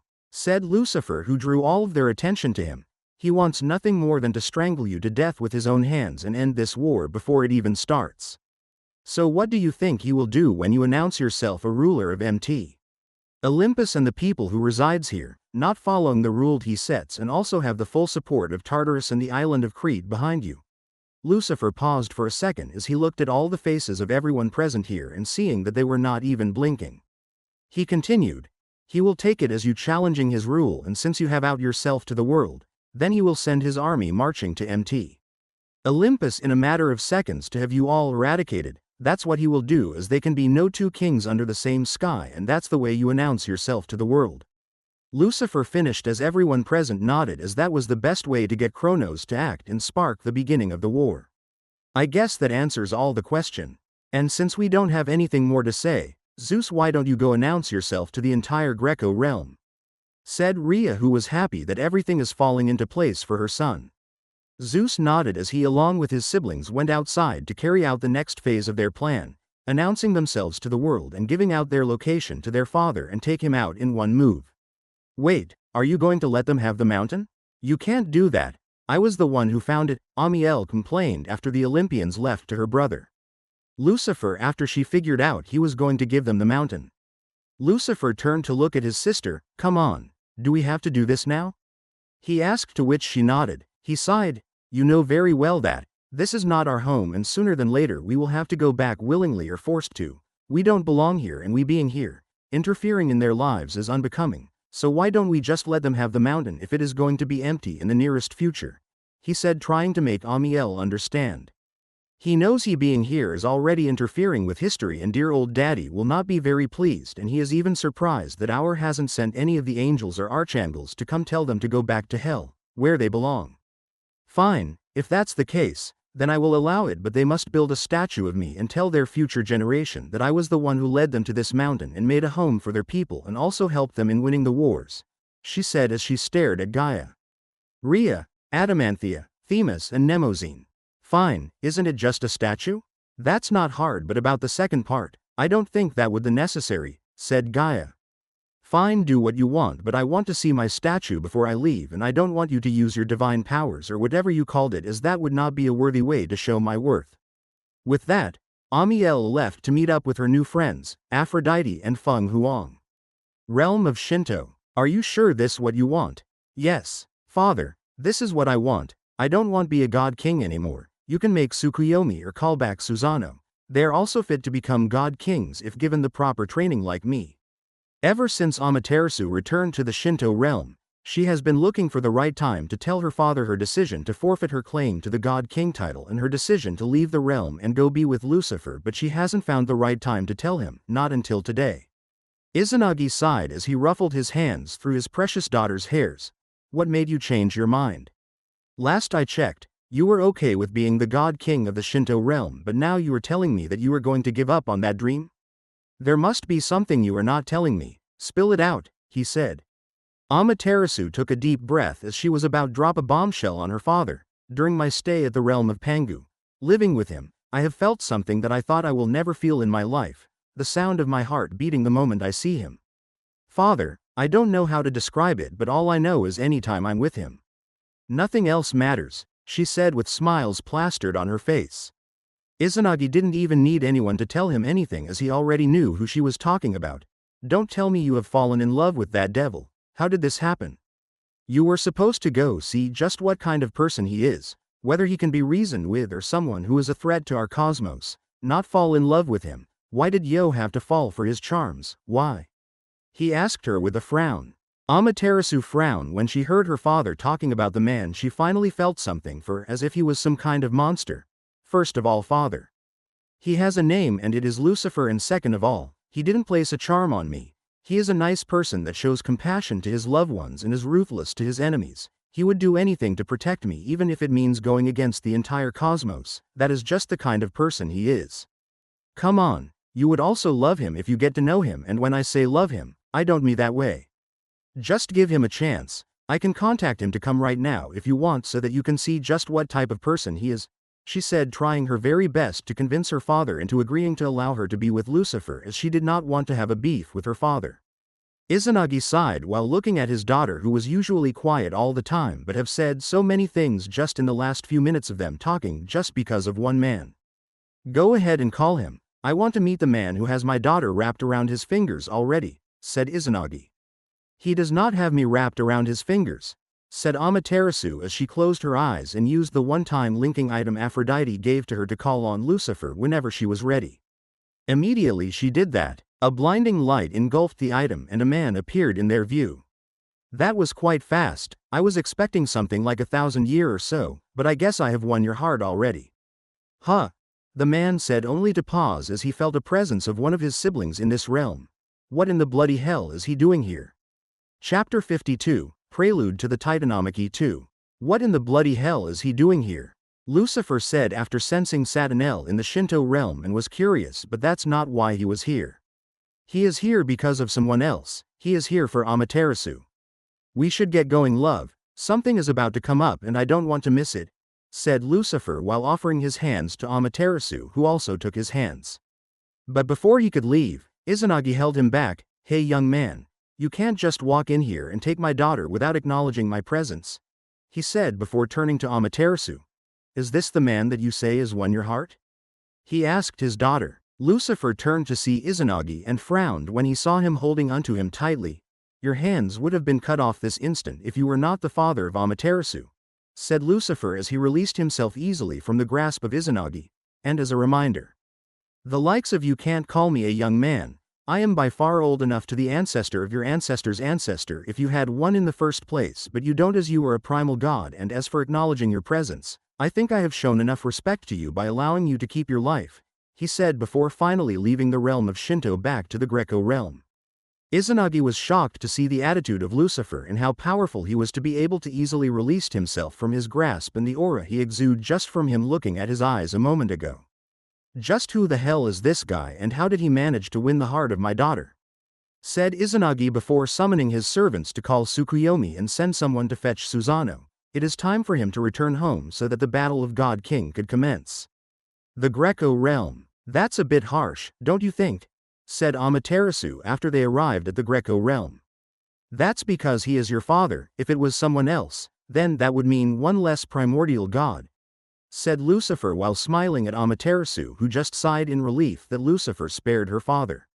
Amaterasu looked around her and wondered where they were. Where are we currently? She asked Lucifer. Mount Olympus, and I see my brother has brought another woman to his family. I wonder how many Queen of Hell we are going to have. Amaterasu turned to look at Amiel, who was flying in the air with her wings out as she looked at Amaterasu back. And you are? She asked as this is a new face to her. Amiel smiled and flew down and put her wings back as she stood in front of Amaterasu. I am Amiel, his sister. She introduced herself to Amaterasu. Amaterasu raised a brow as she did not imagine her to be his sister but one of his women while looking at her beautiful appearance, but it seems that she was wrong and she has to say, beauty indeed runs in the family from what she has seen so far. If you are done, Amiel, I have to show her around, said Lucifer as he took a hold of Amaterasu's hands, walked away from Amiel, who simply smiled and continued in her way. After Lucifer shown Amaterasu around and told why they were here and the other people who inhabited the place with them, he led her to his palace, their palace, where she met up with Aphrodite and the two went away to have their girlish talks while Tainkong walked up to him and attended to him. And that's how the days turned into days and days turned into weeks, and the day where Zeus along with his siblings would announce their whereabouts to the world finally arrived. Rhea walked to her children and hugged every one of them before getting to the turn of Zeus. Are you ready for this? She asked, clearly worried as after this a bloody war would ensue. Zeus nodded. I'm ready. I was born ready, mother, he said as he kissed his mother on the cheek before letting go of her as he made his way to the edge of the mountain.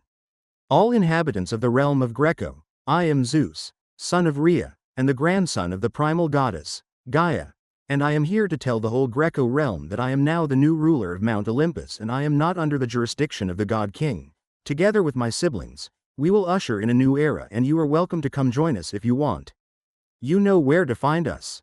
Using his divine voice, Zeus gave out that small speech as he released his divine aura to the entire Greco realm together with the rest of his siblings so that Kronos might easily be able to track them. After they all did that, they made their way back to the meeting area and discussed their next plan. Opening the meeting is of course the strategists, Métis. With this event, we have successfully achieved two things, one, drawing Kronos' attention to us, and two, we will have other gods coming to join us which would aid us greatly in the upcoming war, she said. Hold on, Everyone looked at Amiel, who raised her hands up. I don't see any reason to accept any more of those trashy beings who claims to be gods just like you. No offense, but we all know you are not gods, but that's not what I was going to say. You see, in times of war like this, taking people from the outside is a very risky move. You don't know when your enemy would use that as an advantage and tried to join your ranks. So all I'm saying is that, it is not advisable to allow anyone to join you on your rebellion, she said. Métis nodded as that was Amiel said was very true, but they are low on numbers against the many forces of the God King. But taking your advice, we would not be able to make up our numbers because Kronos would not just come with the main titans and gods but everything that he has, and we don't have that, said Métis. Amiel smiled and simply summoned one of her pets out. Seeing this, Métis got what she was getting at. Who needs some gods to fill out their numbers when they have an insurmountable amount of this creatures to aid them? Isn't that the demons Shiva used to summon? Said Amaterasu as she recognized the dark creature behind Amiel. Amiel frowned when she heard Amaterasu called one of her pets a demon. Oh come on, why do you lots always name yourselves or something of yours after us? First you call yourselves gods when clearly you are no gods and now you are calling them demons? Come on, she said. So who are the demons now? Asked Rhea as she clearly never heard of a demon in any of the stories related to Lucifer. Amiel pointed at herself and Lucifer. We are the demons and not just any demons, we are archdemons and the first of our kind, she said with a triumphant smile. Confusion was vivid on the faces of everyone present except from Gaia, Aphrodite and Amaterasu, who knew from Aphrodite about Lucifer's history. Lucifer sighed when he saw the confusion on their faces. You all know that we are archangels and a fallen one at that. Well, after we fell, we were stripped off of our grace and became archdemons, but we were still able to retain our angelic powers despite that, he explained to them. They nodded after getting a clearer picture. So now what are we going to call them? Your pets, said Hestia, who was another silent woman. What about demons? They have a nice ring to it and almost have the same pronunciation just like you, and given that you are now the only one able to summon them, said Métis, who knew what they were called from her many visions. Amiel nodded as she liked the name. Yeah, we'll call then that, she said as she unsummoned the demon as it faded away from her back. They talked about a few things before calling it a day and going back to their respective palace to rest. Palace of the God King of Greco realm. Kronos sat on his throne with a frown while contemplating on his next course of action after finally knowing where his children were, but also the fact that they dare challenge his rulership by telling his subjects to join them, which is something he cannot tolerate. He called out to his servant standing outside his throne hall, who quickly came and bowed to him. Go tell Koios to get our forces ready, we are going into war. Chapter 53, Titanomachy 1. They are here. That's good, then the fun part is about to begin. And as for the other gods who came earlier, you should build a place for them at the base of the mountain and don't let any of them up the mountain, if they so much as overstep their boundary. You know what to do, right? Said Lucifer to Tainkong, his now personal assistant. Yes, my lord, said Tainkong, who left to carry on the order of her master. Lucifer on the other hand got dressed and went out to meet the other gods who were all ready for the war ahead of them, or should they say already at their doorstep. This is the day you lots have been waiting for, the day to engage your father and his forces, the day one of you was born to see to it, and from everything I have seen so far, I have to say that I am pleased with everything and I know that you are ready to face him and come out victorious, said Lucifer to the 6 Olympian gods who stood like soldiers listening to their commander. Lucifer turned to look at the Cyclops, who understood what he meant and stepped forward, each holding something covered in clothes. I, together with the Cyclops, fashioned weapons that would aid you greatly in the war. Lucifer took one of the covered weapons from the first Cyclops. This is the great thunderbolt, crafted and imbued with the power of thunder and should be wielded by the one who commands the sky, Lucifer said as he handed the thunderbolt to Zeus. Zeus bowed and took the thunderbolt and felt a connection to it. Thank you. I can tell you put so much effort into making this, so I will wield to accomplish great things, said Zeus. Lucifer nodded before he took the second covered weapons. This is the great trident, imbued with the power of the ocean and seas, and the one who wields it have complete control over the water bodies and all that resides there, said Lucifer as he passes the trident to Poseidon, who for a brief second felt something different about him. Like every ocean, every sea and all the water bodies are at his beak and call, and he could do anything and control everything within them.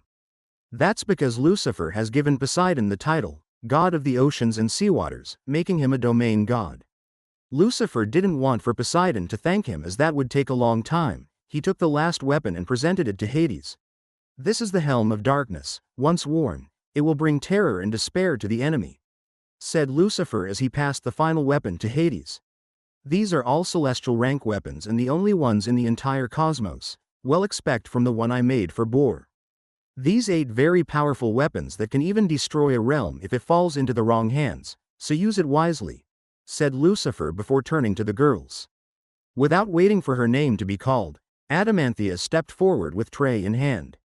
Hestia, Demeter and Hela, step forward, said Lucifer to the 3 goddesses. At his command they all stepped forward. Gaia also came forward and opened the tray that was covered and 3 golden apples could be seen on it. These are the fruits produced from the tree of the nymphs. It will grant you an insurmountable power and diverse abilities which you won't be able to grasp in such a short time, but it will be enough for the battle ahead, and after that you figure out the rest yourselves. Now step forward and take one for yourself, said Lucifer as the 3 sisters came forward and took a fruit each for themselves and ate it. Immediately they did that, their entire being changed. Their aura became intense and was about to get out of control, but they quickly stabilized it. They became dignified and full of power. They felt that they could even destroy the realm they were in with just a sneeze, but that was impossible as that was just the feeling of getting a power boost, as they are far from being able to do something like that. Now with everything all ready, go out there and give me one hell of a show. I have been bored these past few months, said Lucifer as he turned around to go back to his room where he will watch everything, as he has no plans of interfering any further than he has already done. The only reason he even made the celestial weapons was because he sensed that Erebus was going to interfere after the ruse he pulled with Tartarus by shifting it to connect to hell, which Aur had no idea of that going to happen, but it seems Erebus would not just sit by and be robbed of his home, and he knew Hades was the new ruler of Tartarus when that happened, so Hades must have known who was behind it all, and he is here to find out who, even if it meant joining the war alongside the Titans. His 2 wives also joined him as they left the others. Please, make sure you take care of yourselves. I don't want anything to happen to either one of you, but I know you have to do this so that you can finally be free from your father, so make sure to look out for one another, said Rhea as she hugged each and every one of her children. Themis also did the same to her 2 sons, but she told them to roughen up their father a little when they see him for his transgressions, to which the 2 titans laughed. They too were given some power-ups to aid them in the battle. After everyone said what they want to say, the Olympians, Prometheus, Epimetheus, the Hecatonchera and the Cyclops, Feng Huang, several warrior nymphs, and last but not the least, Amiel, who was going to provide support with her demons, all gathered together as they are the ones going to the war. Gaia came forward and gave the key players in the war large chains. Use these to capture them after they are down. I will handle the rest later. Go and come back victorious, said Gaia. Métis then reminded Zeus of his promise to spare her parents, to which he nodded, and with that they all left to confront the Titans and their armies at the borders of Olympus. Elsewhere, this is the place. Should we send the scouts to look around in case of any traps which we should be aware of before proceeding any further? Said Koios to Kronos, who has transformed into his true Titan form. When Zeus made the announcement and outed himself to the outside world, Kronos immediately mobilized his forces and called every one of his siblings to lay waste to Mount Olympus. And after weeks of preparing, he finally arrived at the mountain with multitude of gods and lesser gods alike that look like ants when looked from afar, as they surrounded the entire mountain, creating a siege. Kronos was very determined to get rid of his children that he did not hesitate to even receive help from his uncle, Erebus, who also wanted almost the same thing, to get rid of one of his children. Kronos looked at Koios. Why should we be afraid of traps?